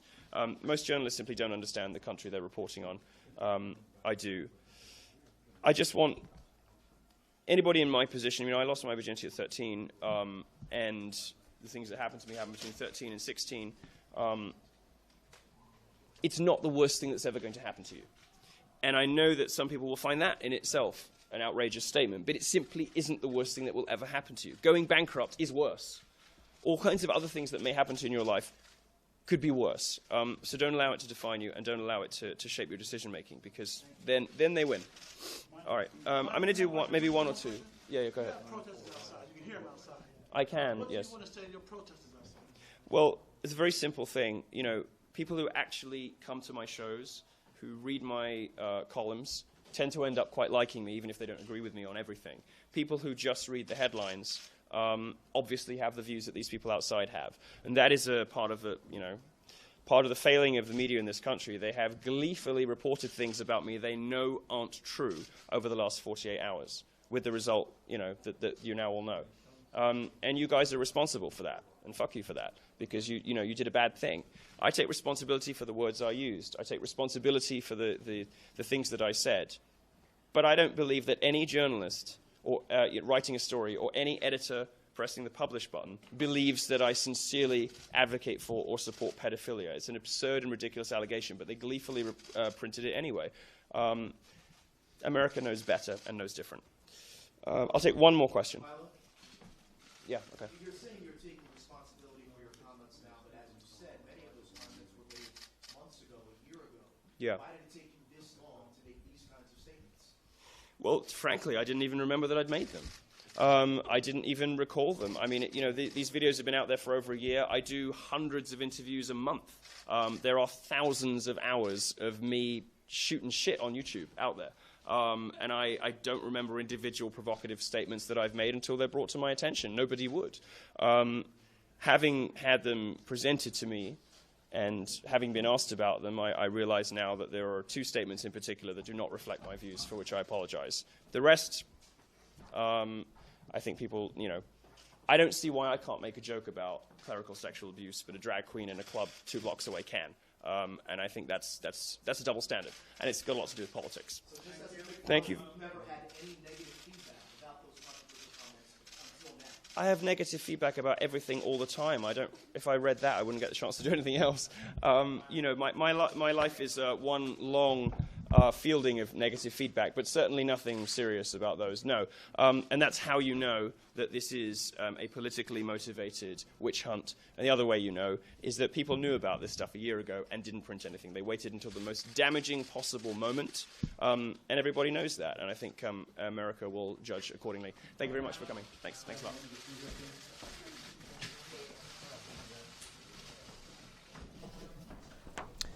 We are back. Welcome back to our studio in Auburn, Alabama. We have just finished watching Milo Yiannopoulos' press conference live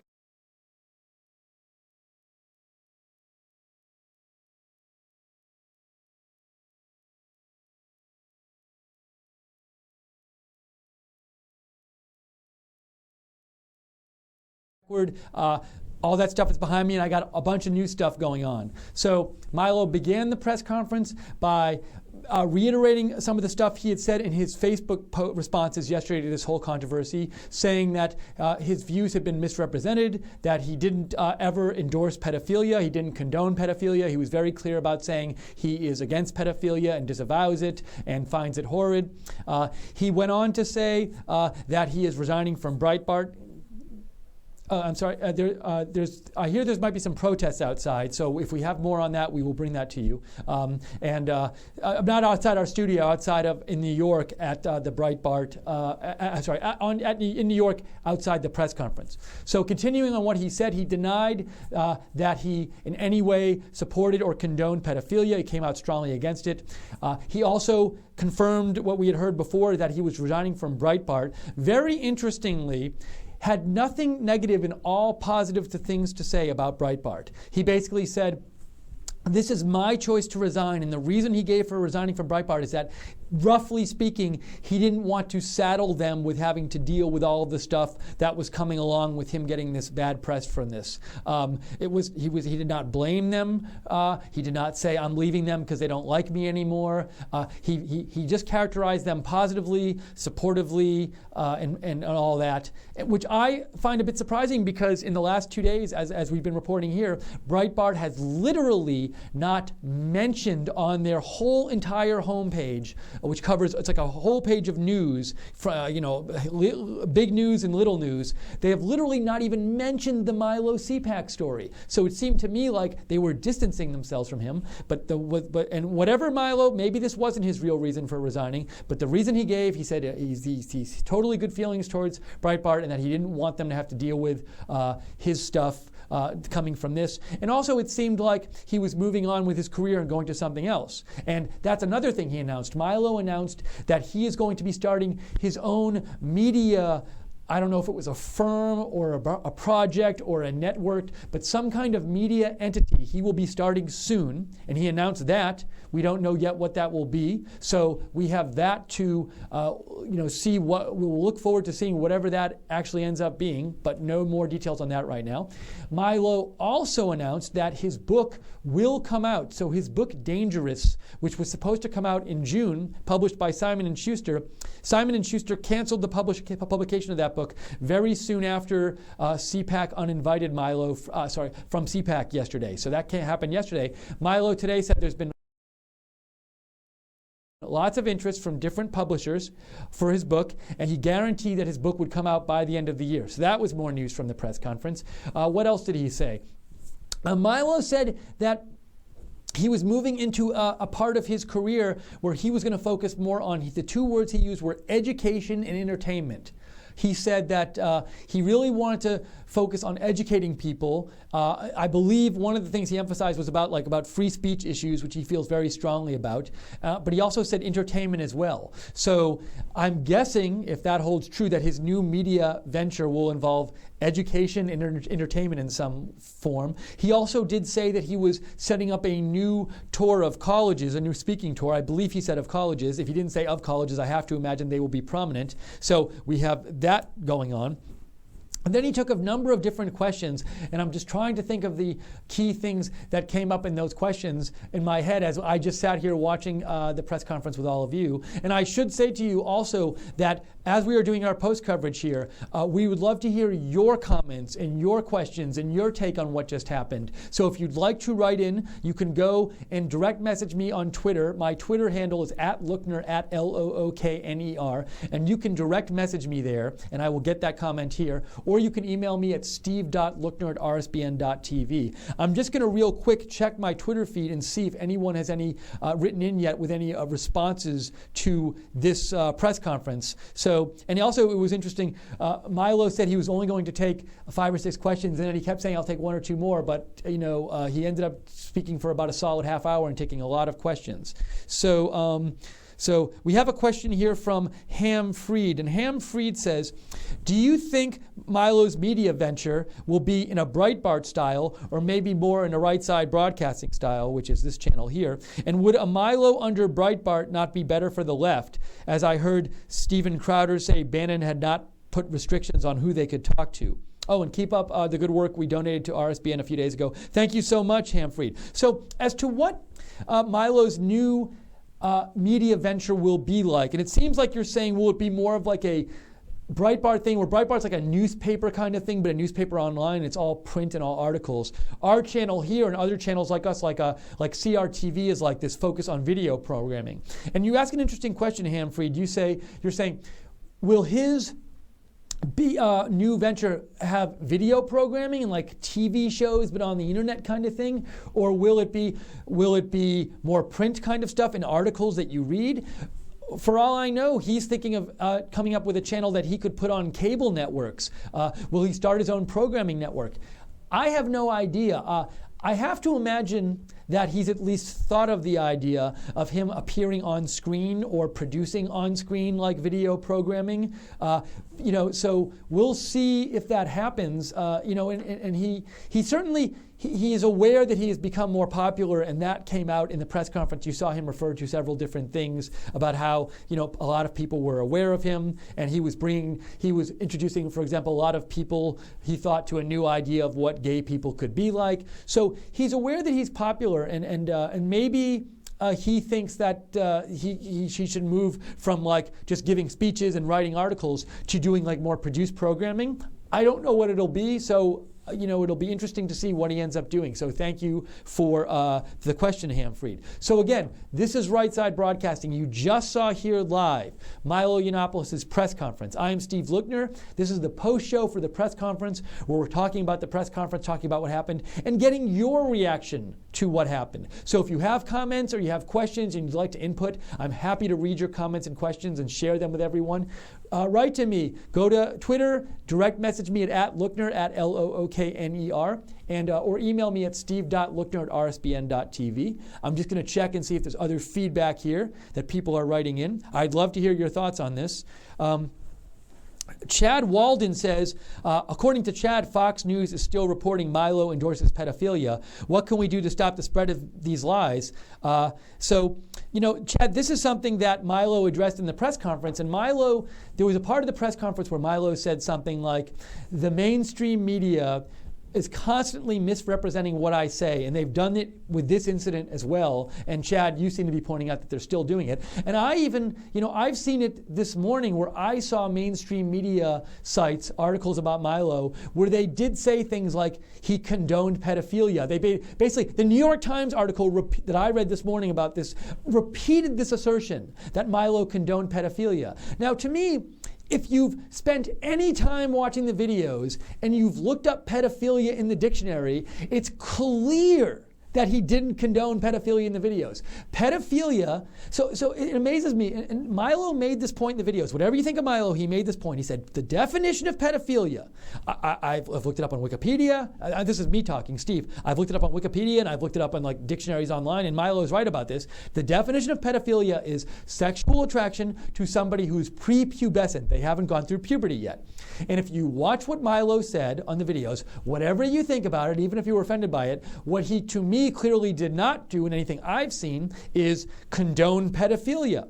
Now, the New York Times today, I read this article this morning reporting on the story, and they just repeat this claim that he condoned pedophilia. Now, to me, if the New York Times article writer knew what pedophilia meant, which they should know writing for the New York Times, and they had watched the videos, which they should do writing this article for the New York Times, they would never have written this unless they were intentionally wanted to misrepresent what Milo said. And I have seen this in other articles too, so I'm saying the New York Times because I just read it this morning, but other things too. So what I am not saying is that people couldn't have a reasonable view on which they were offended by some things Milo said in the interviews. I'm not saying that at all. And I certainly think that's anybody's right to have that view. And I certainly think a mainstream media outlet could, if they were offended by these videos, write some article explaining why they thought the videos were offensive.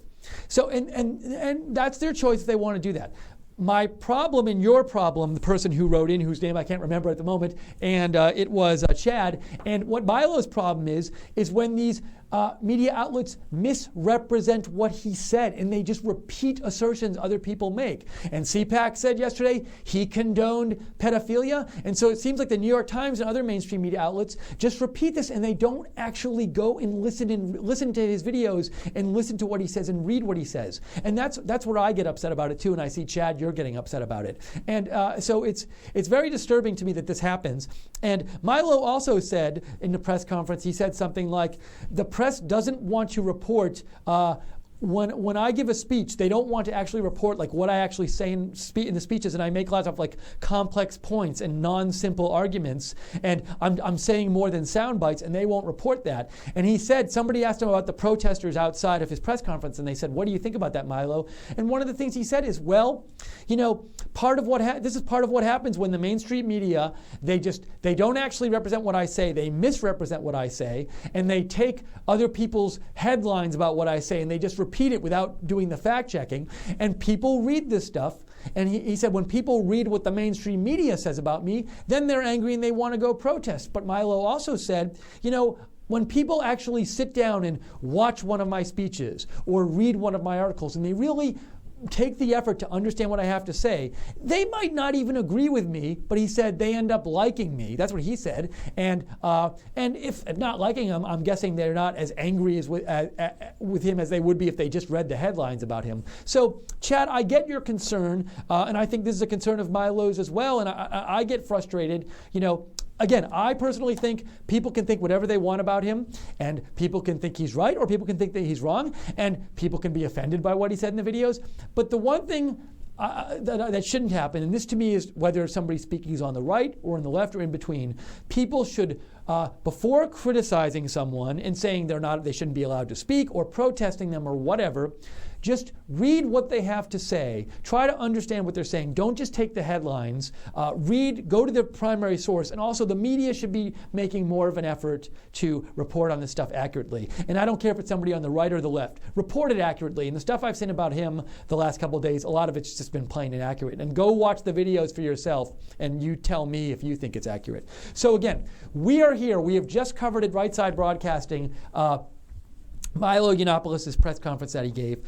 To repeat some other big news that came out in the press conference, and it came out before the press conference, slightly before, Milo said he is resigning from Breitbart News.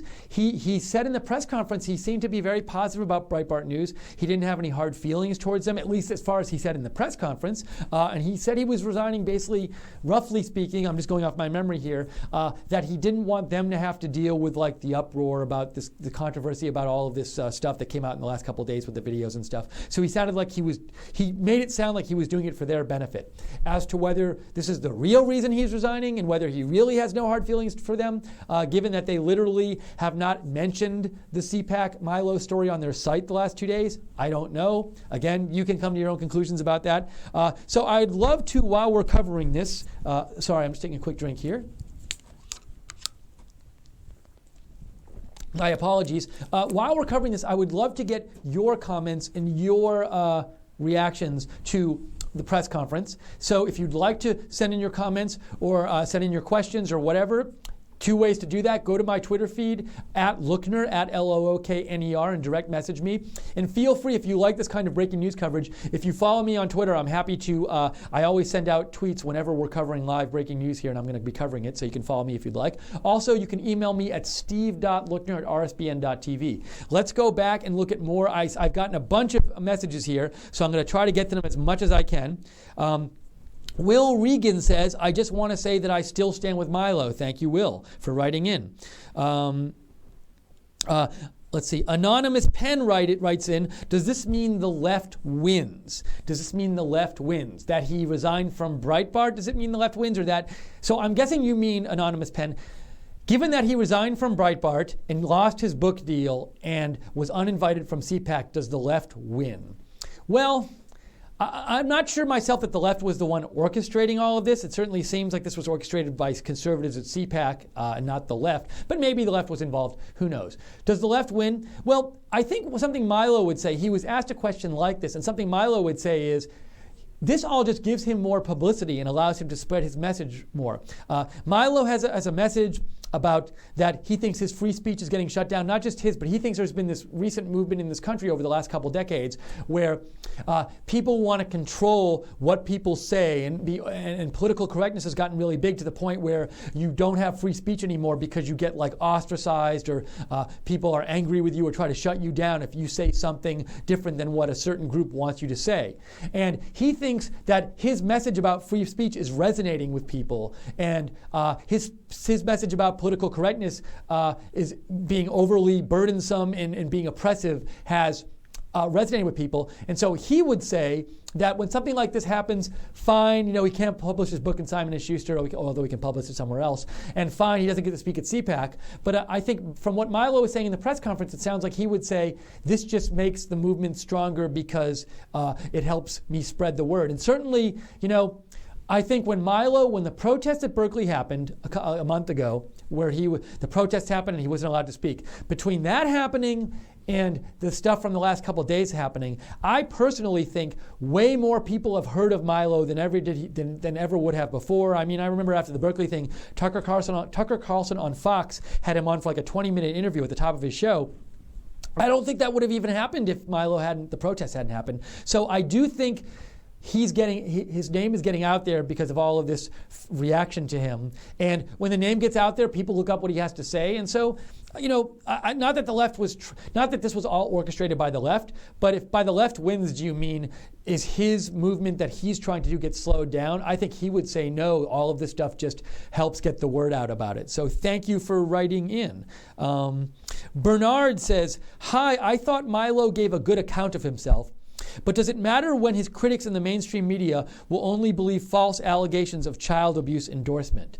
So when you say does it matter, Bernard, well, it matters in the sense that Simon & Schuster ain't giving him a book deal, and Bill Maher won't have him on again, and he's not going on Seth Meyers or he's not going on the Today Show or The View. So it matters what the mainstream media, how they treat Milo and how they portray him. That affects his mainstream media acceptability, and in his acceptability among some proportion of the population.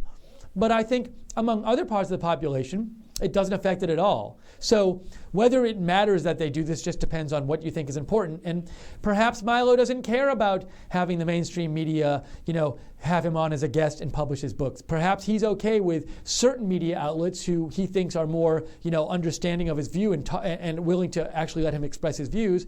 Maybe he only cares about reaching those media outlets. So good question, depends on how you look at the question. And I'm going a little fast through your questions because I just want to there's a lot of them here and I want to get to them. Once again, I'm Steve Lookner. This is Right Side Broadcasting.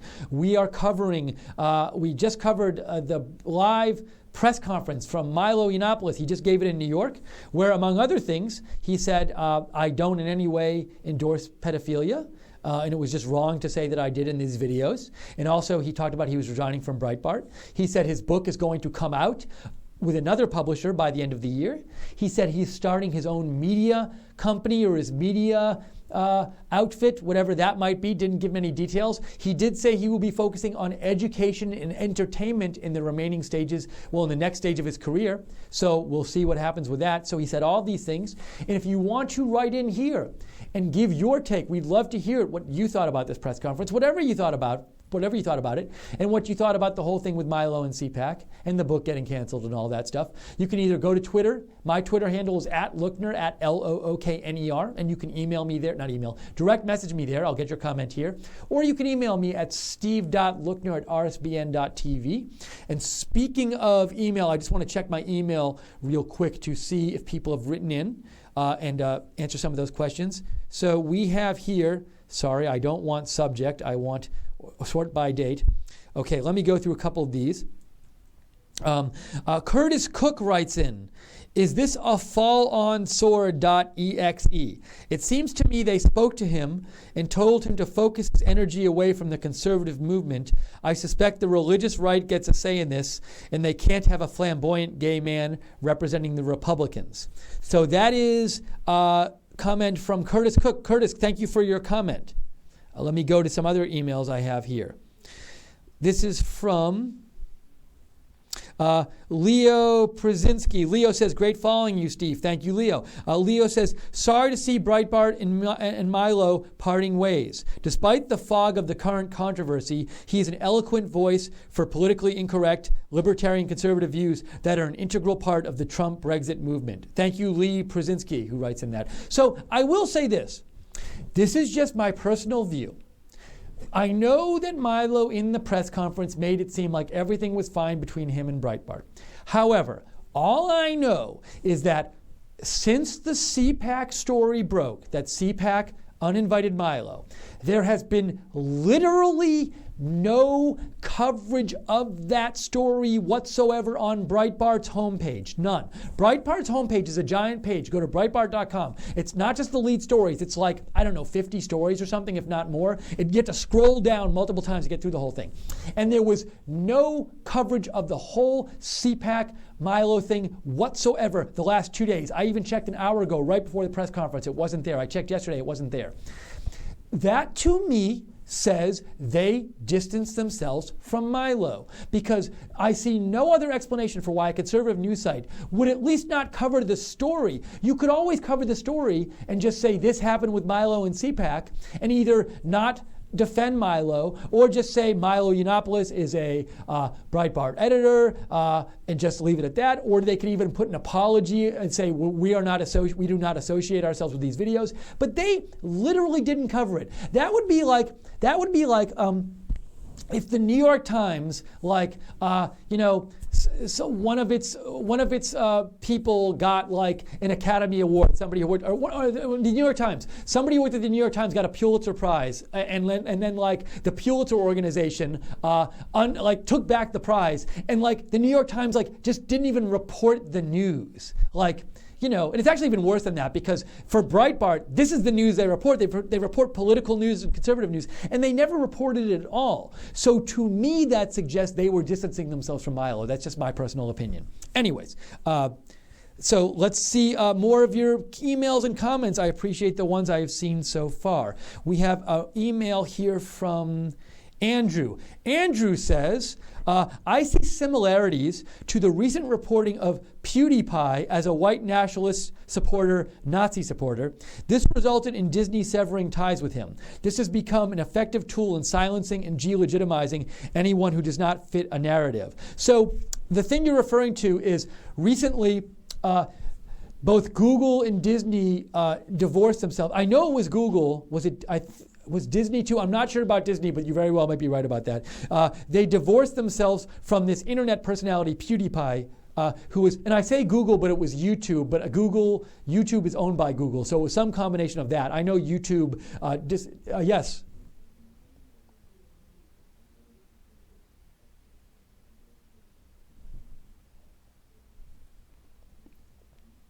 Okay, thank you. All right, so I just got in my ear, before I get back to my point, I just got in my ear that there's an ongoing situation at a Texas hospital, and we are monitoring that situation. So we want to just keep you informed that we're on top of it and monitoring it out in the newsroom out there. And I just real quick, I'm looking up here. Okay, so I'm seeing online there's reports of a hospital on lockdown at the Ben Taub Hospital in Houston, Texas. And there's reports of perhaps a shooting there, and we will keep you informed. This is in Houston, Texas. If there's any more news coming out of there, so just so you know. So, anyways, so PewDiePie. There were some videos where PewDiePie, this internet personality, made some anti-Semitic jokes, and then these came out, they were publicized, and then a bunch of people, including Google, disassociated with themselves with PewDiePie. The commenter Andrew is saying he sees similarities between that and this. I looked over some of the PewDiePie stuff, and I haven't spent lots of time going through the PewDiePie videos, so I can't really intelligently speak on how similar these cases might be. But I will say in this case, from what I've seen, there's been no evidence shown to me that in these videos Milo condoned pedophilia. So that's what I'll say about that. Thank you so much for the email, Andrew. Katie Smith writes in. Katie says, I feel so bad this is happening to Milo after all he is doing to help very troubled young adults. That's from Katie Smith. Katie, thank you for your comment. We have here, hold on one second. I'm going to check out more of the emails here.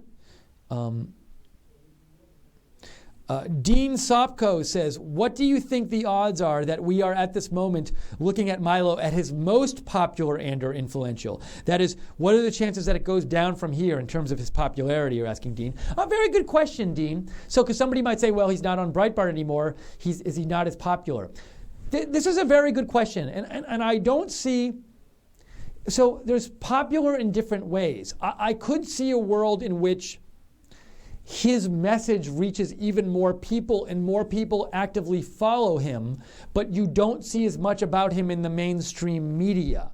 So maybe he's not as popular as somebody the mainstream media talks about, because mainstream media can get faddish talking about people.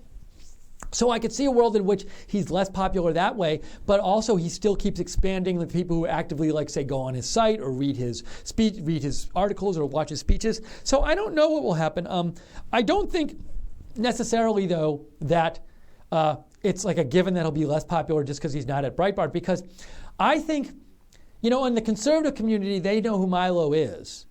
But I think a ton of people don't know who Milo is and are just getting exposed to him. So I do think his popularity, whatever that may be, has a long ways, a big potential upside. But as to whether it goes there, who knows? Maybe people won't want to read and follow him because of these remarks or because of what they think he said in these remarks. Who knows? Good question. We'll see what happens. Let's see here. Scarlett Watson. Scarlett Watson says, now that Milo has excellent things to say about Bannon and his diverse crew of editors at Breitbart, how are they going to attack Bannon now?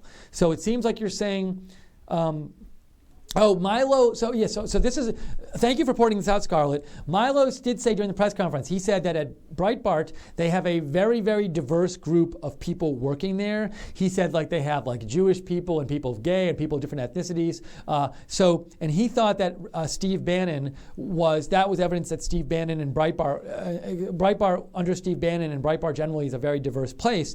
And so, this is from Steph Watts. That's the name she gives at the end. And Steph Watts says, how will they attack Bannon about this now? So thank you, Steph. I think it's more of a rhetorical question. You're making the point that hey, they should people should pay attention to when Milo says that for everybody saying how Steve Bannon is supposed to be either racist or intolerant. We just had Milo talk about how diverse Breitbart is. So thank you for the comment from Steph. Let's see here. Let me go back to Twitter. So here again, this is the live.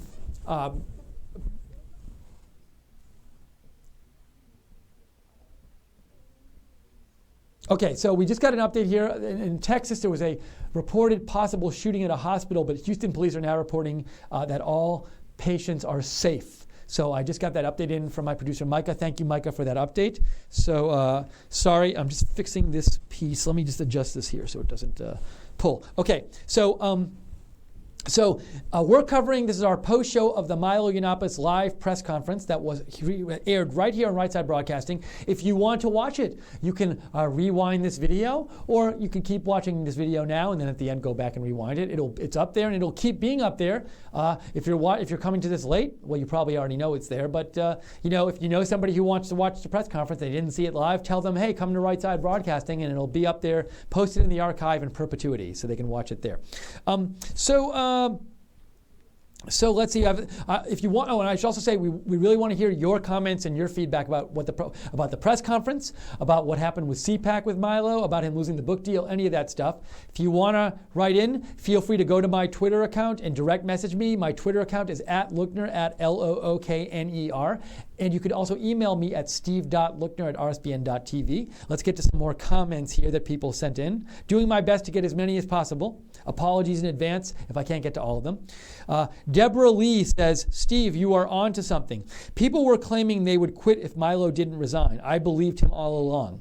I do my research. Isn't this a further example that the media runs with headlines? Fox should have done some research. I did. Watched and read Milo. It's a witch hunt. Well, thank you, Deborah. And I will say also, I would encourage everyone out there, no matter what you think about Milo, before you come to a conclusion, positive or negative, with him or not with him about this video stuff, go and watch the videos. They're not that long, the ones that were out there that everybody's talking about. You could probably spend 8 minutes of your time and watch all the video stuff. Go and watch them and then go to Facebook. And when you're on Facebook, Milo posted a couple of responses to the controversy, and he explains his side of his point of view. It'll take you 10 minutes to read them. And then you can be totally informed as to what Milo's side of the story is and what the videos say, and you can come to your own conclusions. So I would encourage you to do that.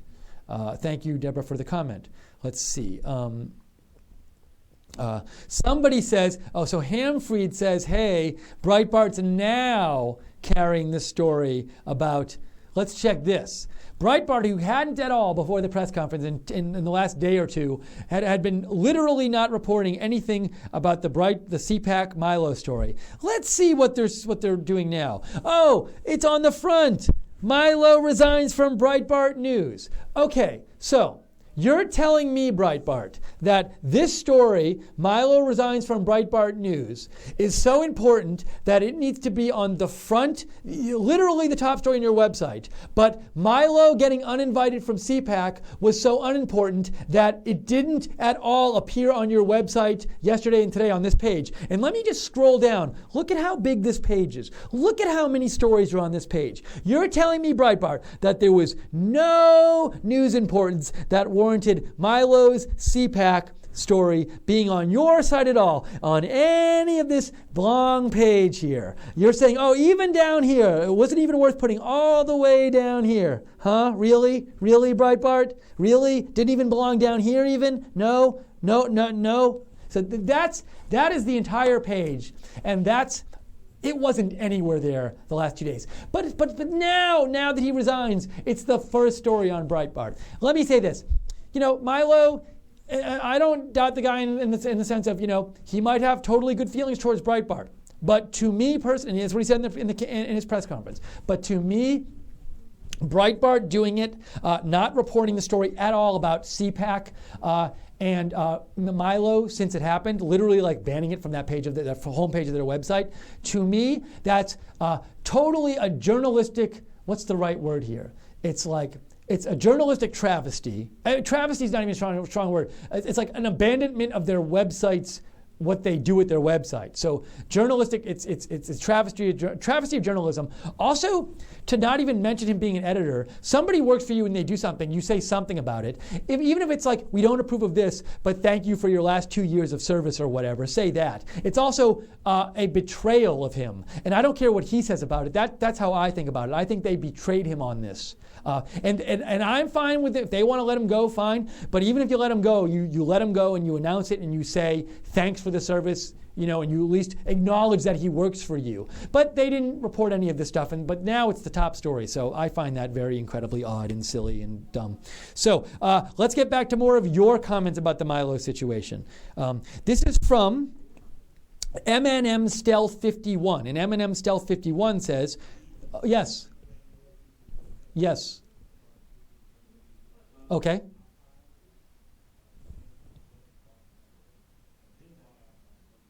Oh, okay. So, all right. So we had a breaking news update here. So, and this is going to probably interest a lot of you. I got to update my ear that Popeyes has just been bought out by Burger King.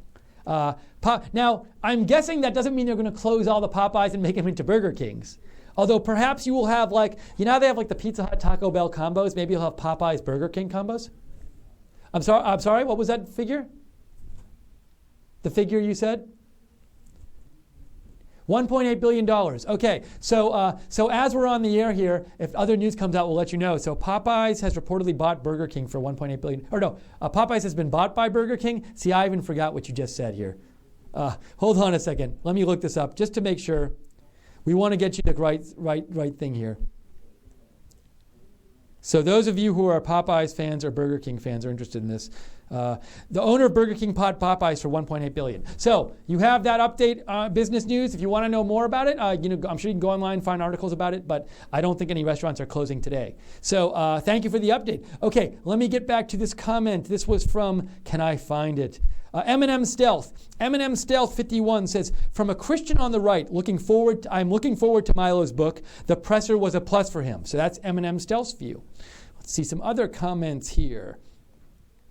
Alan Palmer says, Milo has helped Republicans shed the stigma of homophobia mostly and has spread to many who have never heard conservative views. So interesting take, Alan. Alan, this is an interesting, this specific part of your take I just want to repeat again. So Alan, you say that Milo, the Republicans had this reputation for being like anti-gay, and he thinks that Milo has helped the Republicans in that regard and shed that reputation.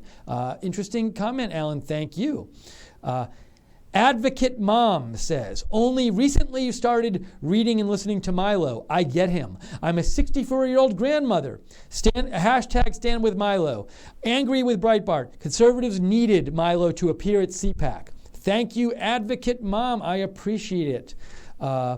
Miss Teresa says, where was the presser held? It was held in New York. It was a building there. I don't know what exactly the building was. Let's see here. We have somebody... why I stand, Kaiju Tiggy says, hey, would you take some time to read my rant on why Milo isn't a pedophile and such allegations are ridiculous? So I can't take the time to read it now because it looks like there's a link here, and for all I know, it's really long, but I will try to read it later. But I will say at Kaiju Tiggy, if you want to post your rant, at Kaiju Tiggy is at KAIJUTIGGIE, so you can go to his or her Twitter and look at it there. So again, this is the post show for the Milo Yiannopoulos Press Conference, where among other things he announced he was resigning from Breitbart, and he also said he in no way condones or supports pedophilia. We'd love to have your comments on the show. I've been reading comments here, reading your questions, reading your feedback, letting you share your views on this. If you want to write in, the two ways to do that are go to @Lookner, which is my Twitter, and @LOOKNER, and direct message me there, and I'll get it here. You can also feel free to follow me there. I'd love to have more followers and be able to send out tweets about the news to you guys and let you know about when we're covering breaking news. Also, you can email me at steve.lookner@rsbn.tv. Let me get to some more comments here. Thank you for writing in. Thank you for watching. Really appreciate it. We have some more comments. Katie Joelle Ireland says, Milo will keep on good terms and could well be back at Breitbart when this all dies down. Very interesting theory, Katie, that Milo could return to Breitbart. Hadn't thought of this myself. I certainly think there's a chance of this. I like the way you're thinking on this. So not that it would definitely happen, but certainly a chance.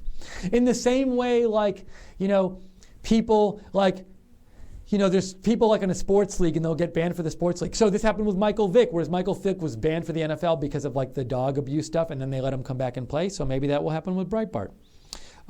Let's see here. Another email. Michelle Timmons in Texas says, Dear Steve, thank you so much for having real, fair, and balanced coverage on this whole Milo controversy. You're welcome. I hate these lazy journalists who won't even interview him first and jump to a headline. I went looking for the truth and I found it here from his mouth. I'll be looking closely at my next paycheck to monetarily support you. So thank you so much for that. Let me say something about that after. Thank you for all your hard work bringing us real news. I'm sorry I'm not subbed to your YouTube, but there are too many videos posted taking up my feed. I'll check your website next. So a couple things here. First of all, thank you so much for Michelle for your email. If you want to subscribe to Right Side and get informed as to when we're posting these kind of like videos like the live coverage we did today, go to Right Side Broadcasting on YouTube and hit that subscribe button. That would be really cool. Also, thank you so much, Michelle, for donating to us. As I said in the pre-show, we're not supported by big donors. We're independent here, and we don't want to get like big donors who make us who affect what we can say on the air. So we're self-supporting. But a big part of our support is people like you who watch and donate. So if you have any money and you like this programming and you want to help us out, we really appreciate it because that helps us cover more events for you guys. The two ways you can do that are go to RSBN TV/donate or go to GoFundMe.com/NextGenRSBN. That's RSBN.TV/donate and GoFundMe.com/NextGenRSBN. And so you're saying you'll check your paycheck. Look, don't give us money if you need it for food or to pay for your kids or stuff like that. So we appreciate it, but we're not trying to bankrupt anyone. But if you have a little extra money lying around and you like what we do and you want to see more of it, we so appreciate anything you can give us. So thank you so much, Michelle. And in terms of what else? You said one other thing.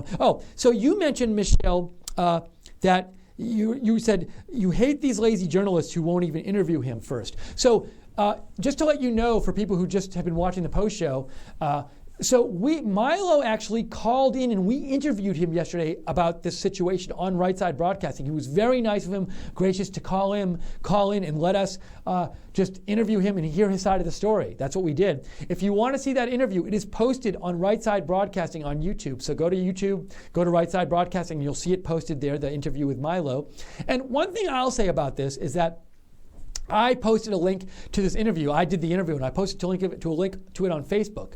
And I've had several friends I had a friend of mine say something on my Facebook in response, which was like, why are you giving this guy a platform? And he made a comment on my Facebook post, and I wrote back and I said, well, we're a news organization. We cover conservative news, and this was the biggest conservative news story today. And the main figure in this news story offered to call us and give us an interview, and so we felt that as part of covering the news, we should take this interview. Of course, let the guy come on and give his story. So I posted that response, and I thought that would be the end of the matter. But subsequently, last I looked, 3 different people had written on my Facebook page that they didn't agree with me, and they thought we still shouldn't have interviewed Milo Yiannopoulos on this network yesterday because they thought it was giving somebody a platform who shouldn't have a platform. So just so you know, you talk about the mainstream media not willing to interview with him. We interviewed him yesterday because we thought, hey, just covering this story, it's reasonable to want to interview this person. And also it's reasonable to get, 2 sides to every story. Get feedback from the person involved, get their side of the story. But there are plenty of people out there who feel that shouldn't happen when a news story happens, and you shouldn't get the person's side of the story, and you shouldn't broadcast them on the air. So I'm just letting you know that and these are not media people; these are people who are friends of mine. But there's that view out there. We don't agree with that here. We think no matter what the story is, you should get the side of it. And so, for example, let's say stuff comes out about the Clinton Foundation. We're not going to report that story and then reject an interview with Hillary Clinton. If Hillary Clinton wants to come on here and give her side of the story, great, we'll have her on. She's part of the story. Let her give her side of it. So we think that people should be allowed to speak and say their views here, and that's why we had Milo on yesterday. So thank you for the email, Michelle Timmons. Let me get back to more of your comments here. Someone is, let's see, I'm getting a note here. We have a question here from another viewer, and the question I was just handed was, maybe Milo asked not to have the story released. Oh, this is an interesting thought. So the thought that came in was, did Milo ask Breitbart not to report on this story? Because as I said, they didn't report on the Milo CPAC story the last couple days. Well, I guess my thought on this is, I don't care who asked them to do what. It's a news story. It's a conservative news story. It's a big story. So that in itself should make them report it. It's one of their editors, which is another reason for them to report it. And if they don't want to report it, they should explain why they're not reporting it. If they don't want to mention it for some reason, they should explain why. But to have total radio silence about it just seems extremely odd, and it seems like a ham-handed way to distance themselves from him. Or now maybe there's some other explanation for why they're doing it, but to me it is unacceptable for them to just be silent about it. So, but thank you. I really appreciate that question. It's an interesting question. Let's see.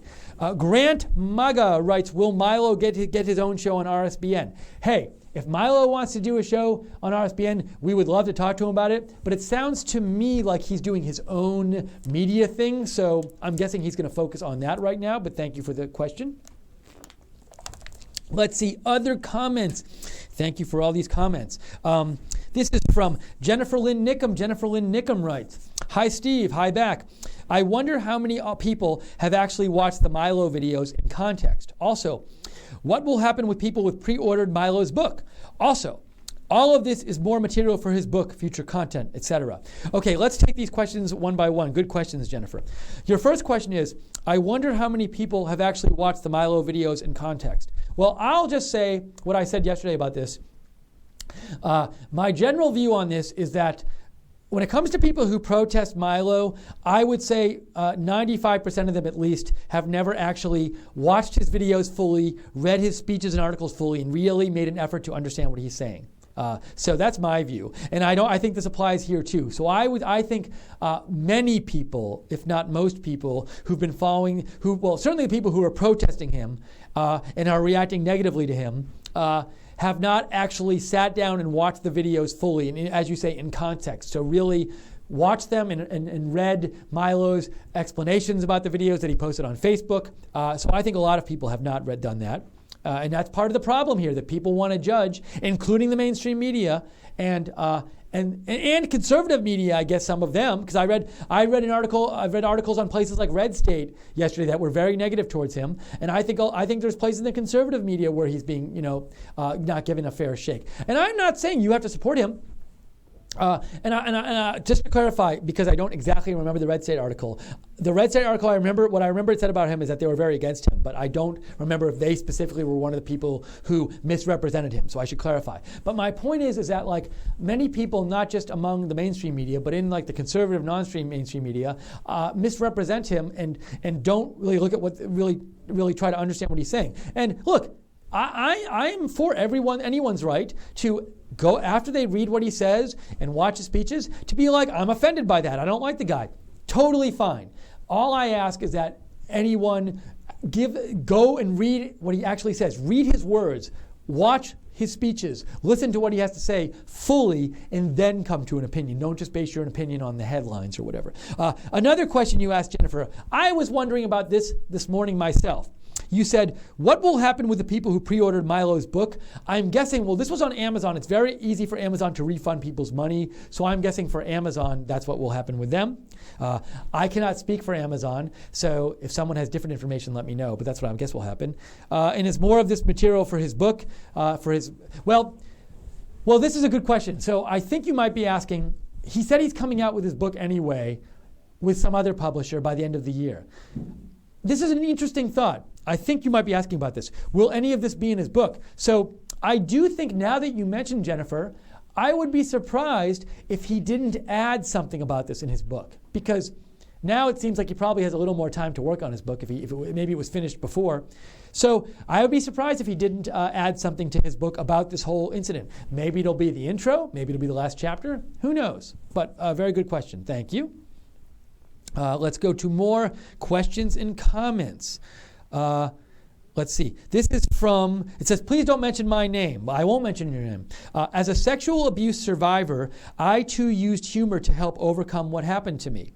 Jokes and laughter allowed me to transition from victim to survivor. I would like to thank Milo for not backing down. Nobody can lay claim to his experiences by dictating how he processes them, and nobody can lay claim to mine. Thank you, very powerful comment. Appreciate your feedback, and I won't mention your name because you didn't want me to. Lisa Chamberlain says, has it not occurred to you that maybe they wanted to let him speak for himself? I think you're talking about Breitbart. So they could have wanted to let them speak for himself. So Lisa, what I would say is, it would have been fine with me if Breitbart had just ran a news story, something to the effect of CPAC uninvites Milo, without editorializing about it. So they could have written a neutral news story, just letting their readers know that this had happened. And if they wanted to let him speak for himself, they could have written the news story and said, hey, Milo Yiannopoulos was uninvited from Breitbart, from CPAC. Here's why CPAC said they uninvited him, and just left it at that. And if they did that, they would not be editorializing on it, and they would still be letting Milo speak for himself. So I do think that they could have, that one does not preclude the other, and that they could have easily let him speak for himself and still put out a story about it, which did prevent him from speaking for himself. But thank you, Lisa, for the question. This is from Jordy Van Lith. Jordy writes, "Hi, Steve. I get you are upset that Breitbart is not fairly covering Milo. However, we must not forget that Breitbart is directly tied to Bannon, who is part of the Trump administration. I think they have been trying to figure out the strategic thing to do, and in the process gave us this awkward coverage." So this is a very interesting thought, Jordy. So Jordy writes, I think you're saying something like this. Look, while Bannon is not still at Breitbart, there's a strong tie there. And Breitbart is seen as affiliated with Steve Bannon. So maybe when this happens, look, it wouldn't surprise me at all if Steve Bannon gets on the phone with Breitbart and says something about it. And look, and maybe this is just a scenario that could have happened. I see a possible world in which Steve Bannon says, look, I'm special advisor or chief advisor or whatever his title is in the White House. I don't want to be stained with this Milo stuff, and I don't want to have to deal with this and people asking me questions about it. So if Breitbart is seen as supporting Milo on this, I'm going to be asked questions about it, and also I'm going to it might affect my reputation among mainstream people, and so I don't want to have this come back on me. So there is a world in which if Steve Bannon thought this, he gets on the phone and he calls his people who are still working at Breitbart, and he says, look, just bury this story. Don't talk about it. I can't have this bad publicity from this. Maybe this is what happened. Now, I'm not saying I know that's what happened, but that to me is a plausible possibility, and things like that do happen. Maybe it didn't happen. Maybe I'm totally wrong. I'm just saying plausible possibility. So, and this is based on, Jordy, your suggestion about how Bannon could have been related to this coverage, that the non-coverage of that Breitbart gave this whole story. So, Jordy, very interesting thought. I personally think there might be something to it, but who knows? Let's see. Other people. This is from Lovely Deplorable. Lovely Deplorable says, the media reported with malice. This is a lawsuit of Gawker proportions. Listen to Milo's words. They reported things about me that they knew were not true. Milo unleashed. Thank you for the comment, Lovely Deplorable. As to whether there's a possible lawsuit here, we would need an expert in law. I am not that expert. I don't know. Who knows? Maybe he'll file a lawsuit. Didn't sound like he was going to from the press conference today. Maybe awkward for him. Well, no, not. He could file a lawsuit against different media outlets, not Breitbart. Because Breitbart didn't report anything false. They didn't report anything at all. But it didn't sound to me like he was going to file a lawsuit. But who knows? Maybe it'll happen. But thank you, Lovely Deplorable, for your comment. I appreciate it. Again, this is the post-show of the Milo press conference that we carried live here at Right Side Broadcasting. We were very happy to bring it to you. If you want to watch it, just rewind this video. You can go, if you just came to us late, as I'm looking for my water, feel free to rewind this video and you can watch that press conference, or you can watch it later. Right now what we're doing is we've talked about some things Milo said in the press conference, and we're talking about the whole Milo situation in general. And we are taking your comments and your questions. And I appreciate we've had so many good comments and questions. Whatever you think about it, let us know what you think. The two ways to do that are, one, you can go to my Twitter, which is @Lookner, @LOOKNER, and you can direct message me there. Follow me if you feel like it too. I'm happy to let you know about future breaking news coverage we do here in live events. Also, you can go to email me at steve.lookner@rsbn.tv. So let's see what some other people had to say. I'm trying my best to get to all your comments. I'm sorry if I don't. Italian Gargoyle thinks when I say, sorry, I'm going to take a drink, I look like Marco Rubio when I do it. So it's not intentional, but maybe I do. Morticia says, Red State is big never Trumpers. They have been from the beginning, so they would never support Milo, which is why I stay away from Red State. Thank you for the comment, Morticia.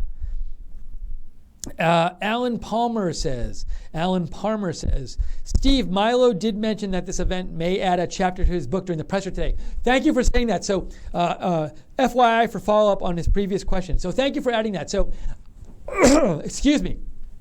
Just so you know, I was watching the press conference out in the newsroom, but there were certain 1 minute points in time where I had to, say, taking care of a personal matter or had to deal with some stuff going on or with the news coverage in the press room and stuff. So I didn't literally see all of the press conference. So I really appreciate you, Alan, so clarifying that Milo did mention in the event today that he may add a chapter to his book during the press conference. And if there are other things that I might have missed in my small times when I couldn't see the feed or wasn't listening or whatever, feel free to write that in. I'm happy to report on those. If you can keep it, writes in, and this is is it at Jaw Girl? At Jaw Girl. If you can keep it, writes, thank you for the rare objective coverage on Milo. Milo has been such a critical voice for the rising right movement, taking on many issues that have plagued conservatives for a long time. He was not just dangerous to liberal left thinking, but perhaps even more so to elements of the far right. These events may be remembered as a point of critical mass where elements of the conservative movement split. Sad to see borderline homophobic commentary even on RSBN on several shows last night. People to whom he truly resonates, Trump supporters that weren't traditionally right-wing, millennials and libertarians, understand him and see CPAC as largely irrelevant. Keep up the great work to provide a balanced POV. Thank you so much. If you can keep it, we appreciate that you like the coverage and are willing to write into us and say that. Let's see more comments people are writing in. Hold on a second. So this is from Roland Greel. Roland Greel says, Breitbart are activists for free speech, but do you feel while reading Breitbart news they sometimes lose touch with actual news stories? Then Roland Greel also says, saying that, do you think he will be better as a freelance journalist? And so, Roland, you say a couple questions. Well, in terms of whether he will be better as a freelance journalist. So I guess in terms of Breitbart, Milo, I didn't see him as mostly doing Breitbart stuff anyway lately. I saw him doing stuff outside of Breitbart when he would give speeches, for example, and they would get posted, or maybe just on YouTube, or I would see Milo writing an article and it would get published on Breitbart. But I saw that stuff more as Milo doing his own thing. I didn't get the sense that Breitbart was telling Milo what to do. So I don't think he's going to be unhampered in the sense of he was being really hampered before, but maybe he'll cover some other things that he thought weren't appropriate from Breitbart. So we'll see what happens, Roland. So that's a good question. Thank you.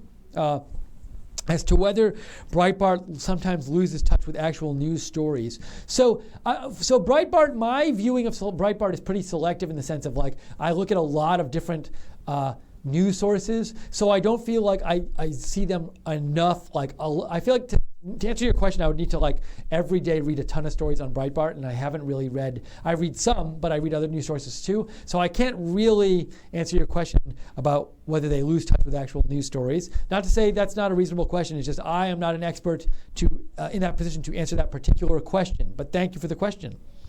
Thank you, Lindy Lou. Lindy Lou writes in with an update on Amazon account pre-orders. Okay, let's read this. This is like breaking Amazon news. You say, okay, so Lindy Lou, let me go over what you said. Lindy Lou, you first say, this is such a vile attack on Milo. The establishment neocons and the leftist lunatics are both the reason why we voted for President Trump. I really hope that Milo is able to go forward with this book. I pre-ordered it. Amazon has not sent any message regarding it yet. Mike Cernovich wrote a great article about this. I hope Milo does take some time to deal with this on his own. He needs to heal. Then you wrote, Lindy Lou, this is my Amazon account pre-order. It still appears that I never received any email regarding it being removed. And then you say, however, when I click on a link for the book, an error message appears. So I was led to believe, well, I know Simon & Schuster is not publishing the book. So it's like what you're saying is maybe this is an Amazon thing where they haven't totally gotten off their system yet. So you can see the pre-order still, but you click on the link for the book and an error message disappears. So I can't speak for Amazon, but I'm guessing you will get some kind of contact from them soon. I will say that and part of the reason I expect this is because I've always gotten very, very, very good customer service from Amazon. I think they're a good customer service company. So that's my personal opinion. So I think that they will be reaching out and letting you know about this soon. But thank you, Lindy, for the update. This is a question from Sam, SAMM. Sam writes, Hey, Steve, you were saying something earlier on your afternoon show live stream about protests outside the building where Milo was giving the press conference. Is there anything new about that? I have heard nothing new about the Milo protests outside the press conference. If anyone out there knows anything particularly new on that, I'm talking in my newsroom, feel free to come in and tell me that now. But I have not heard anything new about that yet. So if we hear new stuff that's like breaking on that, we'll let you know. Let me see other comments here that people have. I'm just going to my Twitter here. Oh, thank you. Yes. So that was just Joe waving to me. Let's see. Oh, a couple of you have written in, like Miss Teresa and Jim Wolf, and also you said Milo was adding another chapter to his book, and that's, as I explained before, there was like a minute where I didn't see the press conference, a couple minutes in there, and that he must have said it during then. Thank you. Troutbug says your plausible Bannon call is reckless. Your plausible Bannon call is reckless speculation. So, reckless speculation. So earlier, what I said is that here's a possible, plausible situation for what might have happened and the reason why Breitbart didn't cover the Milo story. All I said was it to me was a plausible, possible situation. So, and you say, Troutbugs, that was reckless speculation. Well, I agree it was speculation, and I said it was speculation, so I said that on the air. As to whether it was reckless, I'm not seeing why it was reckless. Reckless would imply that some harm could come because of it. All I said is that this is a possible thing that's happened. I didn't say it was probable that it happened. I said this is one thing that could have happened. And I do have experience, a number of years of experience working for media companies. So as I said, this kind of thing does happen. But I didn't say that it was the only possibility. I didn't even say it was highly probable. All I said was plausible. And plausible means, to me, it's something that realistically I could see as happening. So, I don't see why you think it was reckless speculation. If I had said this definitely happened, or I'm 90% sure that happened, that would, to me, maybe be more unwarranted. It wouldn't be speculation. If it was speculation, I passed off as like fact or something. So I'm not really seeing why it was reckless speculation. But reckless speculation. Let me keep going here. 2 more comments. Troutbugs, you come back with an update about Amazon email. Thank you. Troutbugs got an email from Amazon, and Troutbug says, the email from Amazon said, the release of the item in the order below has been canceled by the publisher, and we have canceled your pre-order. So Troutbugs, thank you for the update from Amazon. Okay. We will stay on a little bit while longer here and talk with you about this.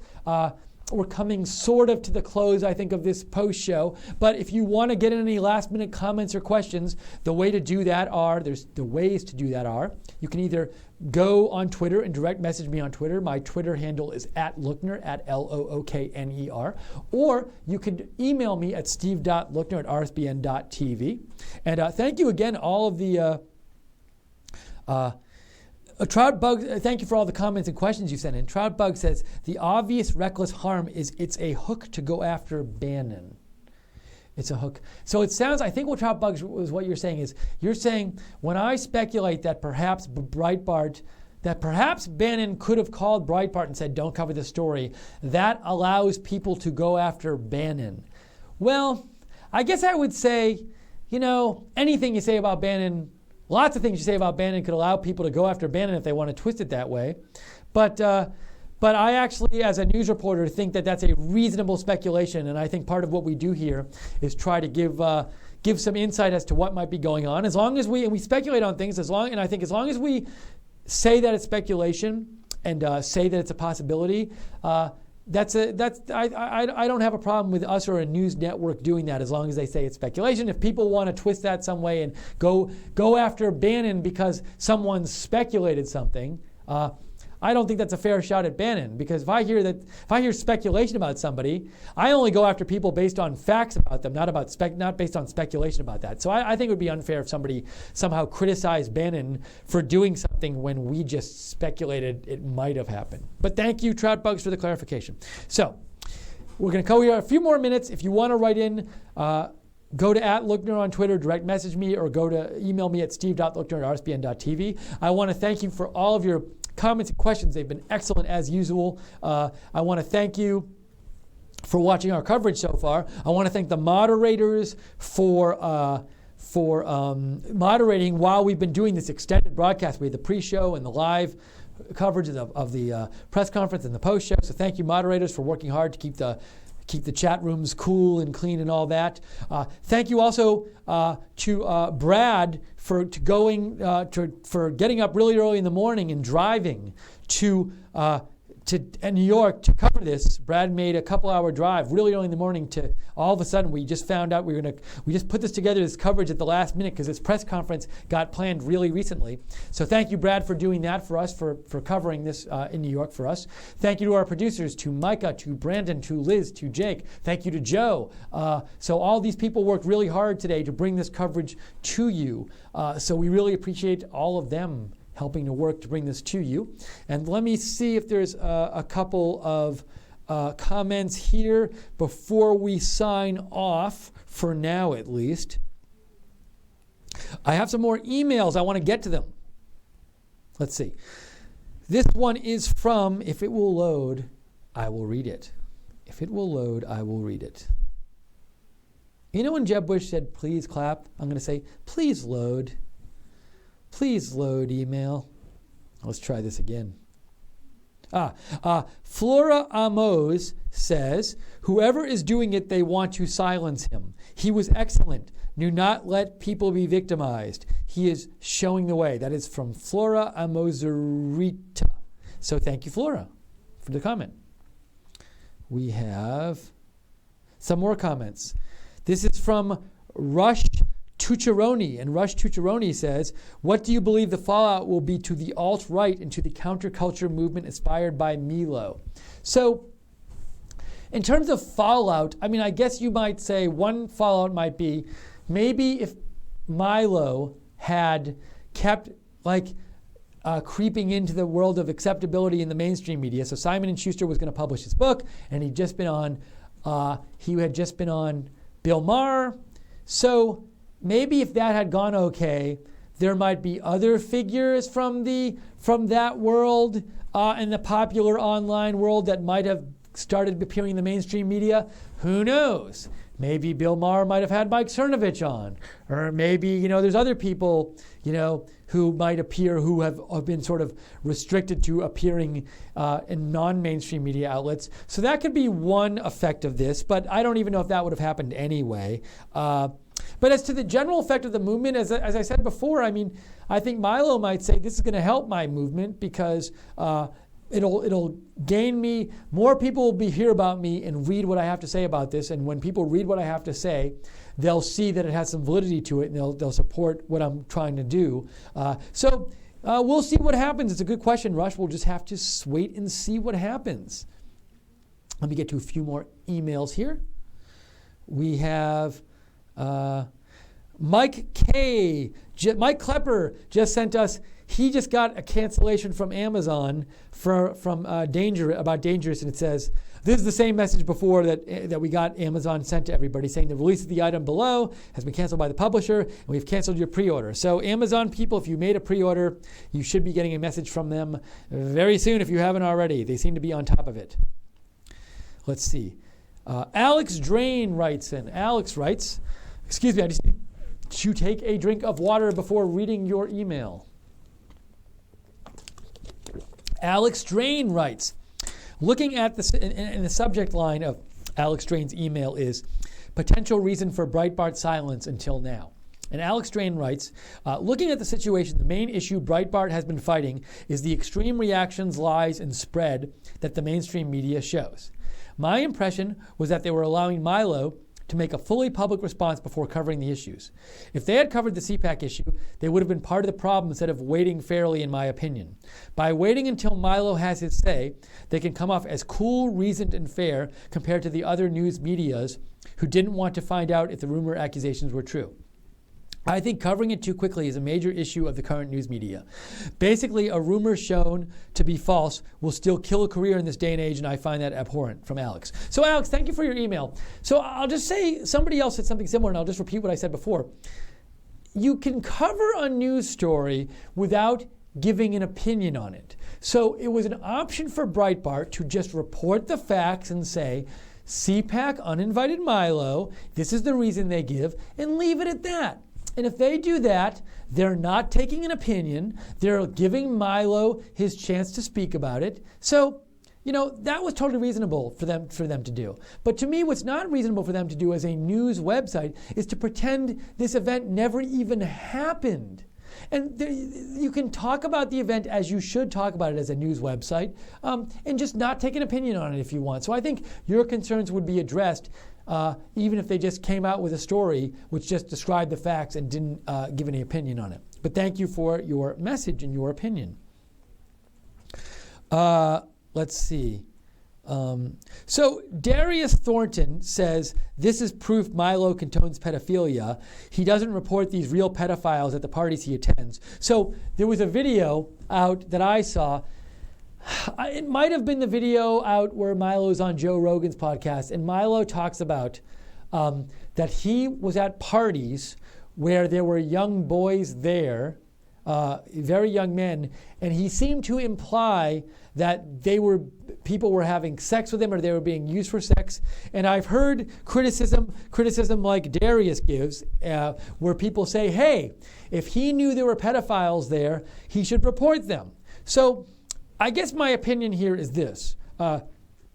If Milo or anyone else witnesses pedophilia going on, they should report it. It might even be a crime to not report it, but I don't know about that. So I don't know. But they should report it. However, it's possible that Milo was at a party where, this is just a possibility, I don't know what happened, but Milo could have been at a party where he saw younger males there and he heard scuttlebutt about what was going on, but he didn't actually see any of it and he doesn't know who was involved. So he has no names to give anyone because he doesn't know specifically who was involved. So, this is, in that scenario, there's no names for them to report because any names he would be reporting based on hearsay and nothing he witnessed, and maybe he has no names to give. So I don't know what the truth is, James, and I respect Darius Thornton, and I respect your opinion here, and that is my response to that. So appreciate your point. It's an interesting and it's a legitimate thing to ask about.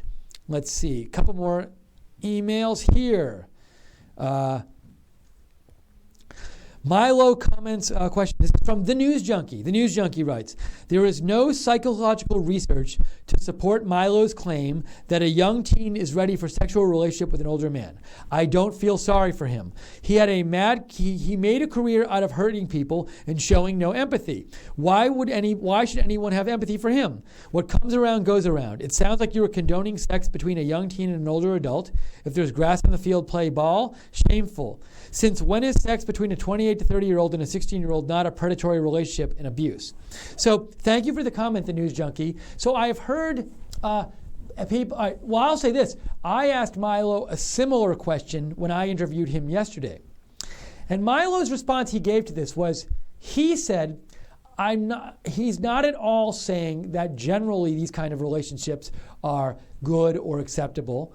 And generally speaking, he's not as a general loose rule saying that it's healthy for younger boys or younger people to have sexual relationships with older people, and that generally younger boys, it's cool, or younger people, it's okay for them they can give informed consent at that age.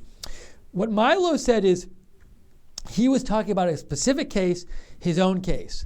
And in his own case, he was younger than the legal age of consent, but he feels he was both able to give informed consent, responsible consent at that time, and knew what was best for him. And also that he found the relationship very fulfilling, and he thinks it's in the case, especially in the gay world, that there are other people in other situations like his case. So now you might say, it sounds like News Junkie, you might agree with that you might disagree with his view, and you might say there's no psychological evidence to support his claim about that. But I think he would want to have the debate with you not on a general point, but on the specific cases that he went through. But you still might disagree, and you might disagree with him that this kind of case could ever be healthy or something we should allow. And you might disagree that somebody who's under 16 could ever give informed consent, because you might say they don't know enough and aren't mature enough to give consent that we should respect. So it's certainly a view you're legitimately allowed to have, and I really appreciate your comment. Let's go back to the messages here and the emails. Sorry. So Elena Carter says, can you get a mug for your water? Maybe I'll do that next time. I'm a little worried about it spilling all over the electrical equipment in here. But and I will try to make less noise when drinking. So let's see if I can make less noise when drinking. I'm picking this up right now, making no noise. Yeah, I guess it makes a little more noise when I drink out of a bottle. I've been told this before. I'll try a mug next time. But if I spill the mug and then electrocute myself, it's your fault. Okay, let's take a couple of more comments here. We're going to get off. I think we're going to end this pretty soon. So a few more minutes, last comments. Have loved the comments so far. Really interesting questions. Peter LaBarbera writes in, and he says, from a social conservative on Milo, he says, Milo is a brilliant guy, obviously, and very good at fighting the PC zeitgeist, but he's dividing conservatives. As you can see from the press conference, he sees part of his role as mainstreaming homosexuality. Yet his own life story testifies to the role of predation in his own gay identity. Very interesting. Thank you for your comment. That was from Peter LaBarbera. More here. Let's see, who else did we not hear from? This is from Vernon Samedju. Vernon says, hi, love your work. Thank you, Vernon. Do you think Milo would benefit from switching to a complete YouTube platform like Russell Brand in the UK? It would reduce censorship and possibly increase his influence. So it sounds like you're saying, would Milo benefit from going somewhere like YouTube and only focusing, because he had his Facebook channel before, and I believe he had a YouTube channel before anyway. But would he be better off going exclusively with his own proprietary thing? Perhaps. I mean, the cost of that is that sometimes going with another organization's platform, you get more viewers and more eyeballs and more ears. But maybe at this point in time, he would benefit from having total control and not having to deal with this stuff. Don't know. We'll see what he actually does. He said he's going to start something new, so we'll see exactly what it is. This is from Thomas Copley. Thomas says, hi, Steve. A Never Trump group took out Milo. Sorry, it sounds like I think there's a typo here. The Never Trump group that took out Milo is from Evan McMullen's campaign site. Do you think Milo should sue them? One more question. Do you think it was appropriate for Jake Tapper to post that without getting the facts straight? And how can we take people in the media seriously when they don't care about conservatives and label everyone they don't agree with as racist, sexist, xenophobe, homophobic, and bigots? From Thomas. Thomas, thank you for the question. Couple things here. I don't know about suing any of the websites that came out with these videos. I don't know if anything they did was illegal. So that would be the question. I don't believe anything they did was illegal if they just rebroadcast a video or they published a link to it. So it might be hard to sue them. But I don't know. Are there laws where it says, like, if you pre-publish a video with falsities, are you then liable? Possibly. I'm not a law expert, so that's the best I can do there. So Jake Tapper, so I remember seeing a post from Jake Tapper yesterday where I thought, I don't want to speak to it. You're asking were Jake Tapper's tweets appropriate about this yesterday. So I need to go look at them again because I don't want to speak about my vague memory of Jake Tapper's tweets. And as to your, but maybe I'll get time to look at that later. As to your question about how can we take people in the media seriously when they don't care about conservatives and label everyone they don't agree with as racist, sexist, xenophobe, homophobic, and bigots? So, I do think that a lot of people out there are questioning the media now and don't take it so seriously because of these exact issues that you mentioned. So I would encourage everyone, but we're in an interesting world now, and thanks to technology, there's lots of alternate places you can go for news. For example, like this network, Right Side Broadcasting, and lots of others I'm sure you're aware of. So, maybe you stop taking the mainstream media seriously, and that's up to you. But there's also other places to go for your news. So I generally think it's better to be informed than not informed. So I would encourage you just to get as many sources as possible. I always think that's a good rule to follow when trying to get news. No matter what source you like, try to look at other sources and get things confirmed. Even if the first source is a source you like, get a lot of sources, get a lot of views, have your views questioned. That I think is the recipe for a good democracy. Is be constantly questioning your views. Even if people don't agree with you, have them questioned and look into other sources and be as informed as you can. All right. I'm like Milo. I'm like one or two more, but it's really going to be one or two more. So as I've said before, I think I have this view that there's a natural lifespan of the different programs we do here, of the different live news coverage. And this feels to me, as we close on 5 p.m. Eastern, like we're reaching the natural end of the lifespan of this particular show. So we'll do a couple more comments here. Comrade Yiannopoulos says, to those who don't know, mainstreaming homosexuality means preventing it from being discussed and resulting in the type of child abuse that happened to him.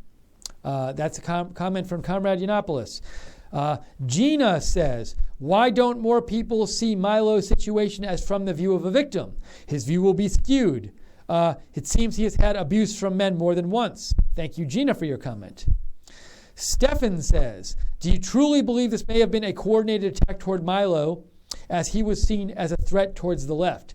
I don't know if this was a coordinated attack. I don't know who was by, but I will say Milo, in his interview with me yesterday, said he thought it was no coincidence that these videos were released just before CPAC. So he thinks there's some kind of effort going on against him.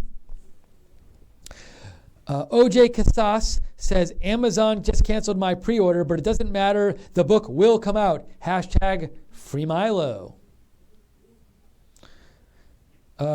Irish says, Steve, I hope you won't take offense, but you are very difficult to listen to. Chill a bit, calm down. You're like droplets of water poured on a hot skillet, jumping and spattering all over the pan.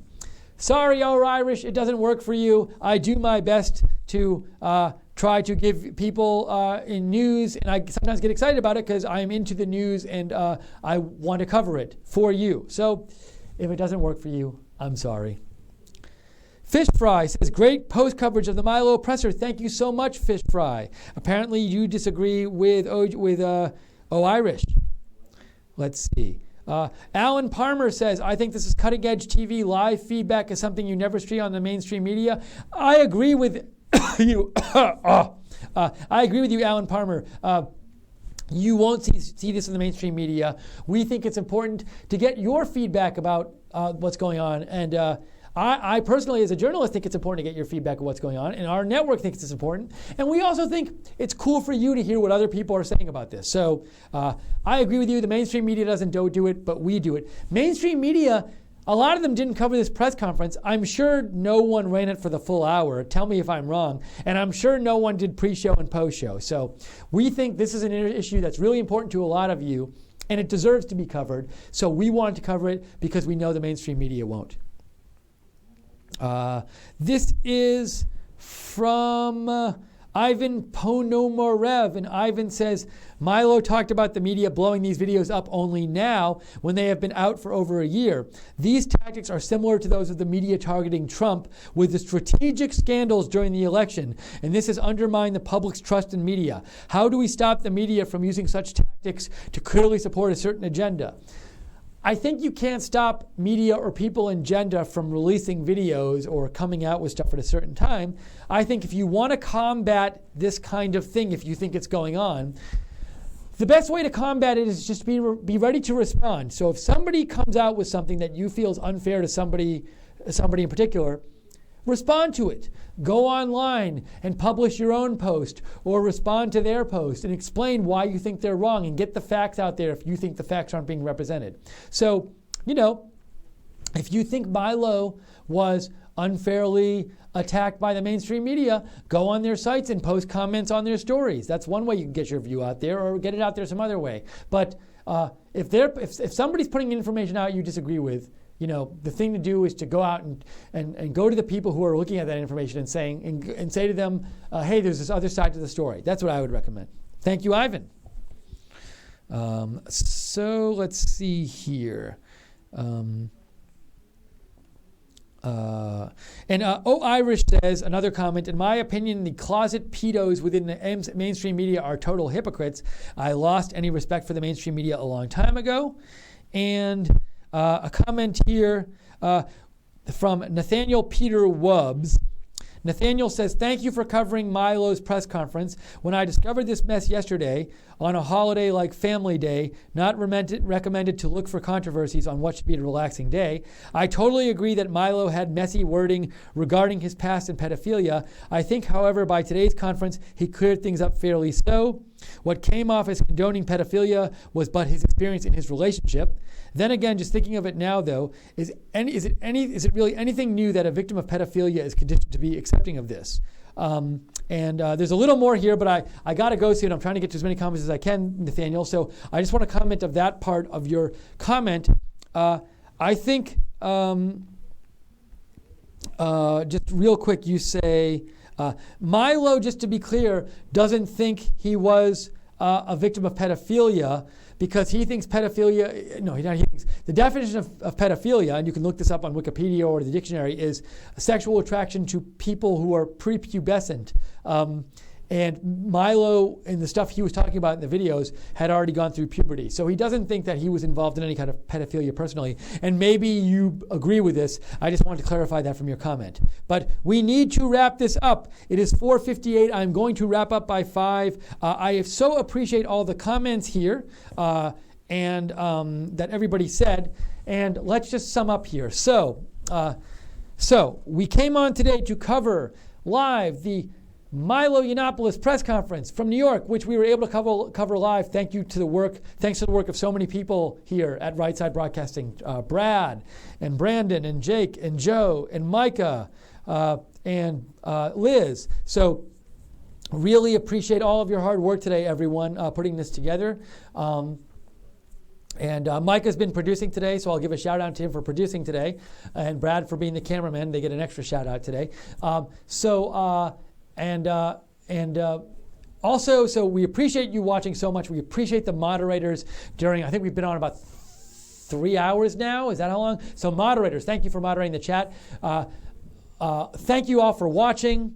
If you want to know about live breaking news coverage in the future that we're going to do, you can go to my Twitter account, which is @Lookner, and follow me at LOOKNER, and I'll let you know when I'm covering breaking news in the future. I'll send a little heads up. Or you can also follow Right Side Broadcasting at RSB Network for the updates for the latest to Right Side. And please feel free to subscribe to Right Side's YouTube channel if you haven't already and get updated with the latest videos from Right Side Broadcasting. We will be covering CPAC later this week. Very excited about that. So keep an eye on us for live CPAC coverage. I believe we're going to have President Trump speaking live and Vice President Pence speaking live and Kellyanne Conway speaking live. We're going to be covering that and bringing that to you. Liz Willis, Margaret Howell, and Wayne Dupree, I know, are going to be at CPAC. I'm not sure if anyone else is going to be there. So I'll say those three at the moment. So looking forward to their coverage. So keep an eye out for that. What else did I want to say to you? Oh, also, as I said before, I won't give the big spiel now, but if you'd like to donate to us, we always appreciate donations. It really helps us bring this coverage to you because we don't have giant donors or anything. You can go to rsbn.tv/donate or gofundme.com/nextgenrsbn. And if you can only give a little even, we appreciate every little donation that comes in. We really appreciate it. It helps us keep covering this stuff for you. What else? What else do I got to say before we sign off? I think that's about it. So anyone whose comment or question I didn't get to, I apologize for that. Totally appreciate you doing that. I think it adds so much to our coverage when we have you writing in and giving comments and questions and updating us on news things that you see in Twitter posts and stuff like that. So much appreciated. Thank you for watching this today. We really enjoyed bringing this event to you the way we think it should be covered and not in the very small way, if any way, that the mainstream media channels covered it today. So we hope you enjoyed it. If there's breaking news in the future, we will always cut in, even if it's at off hours. If we're awake, we will come on live and cover it for you. So subscribe to Right Side Broadcasting if you want to know about that, or follow us on Twitter, or follow me on Twitter. And also, just generally, we will be with you in the future covering more news. And also, to repeat, keep an eye out for CPAC. Lots of cool stuff coming from CPAC in the next few days, so keep an eye on this channel. So for now, have a great, I guess it's already 5 Eastern. Have a great evening or late afternoon, wherever you are, if you're somewhere else, a morning or night or whatever. For now, signing off here from the Auburn studios of Right Side Broadcasting. It's Steve Lookner and Right Side Broadcasting. Thanks for joining us. We'll see you soon.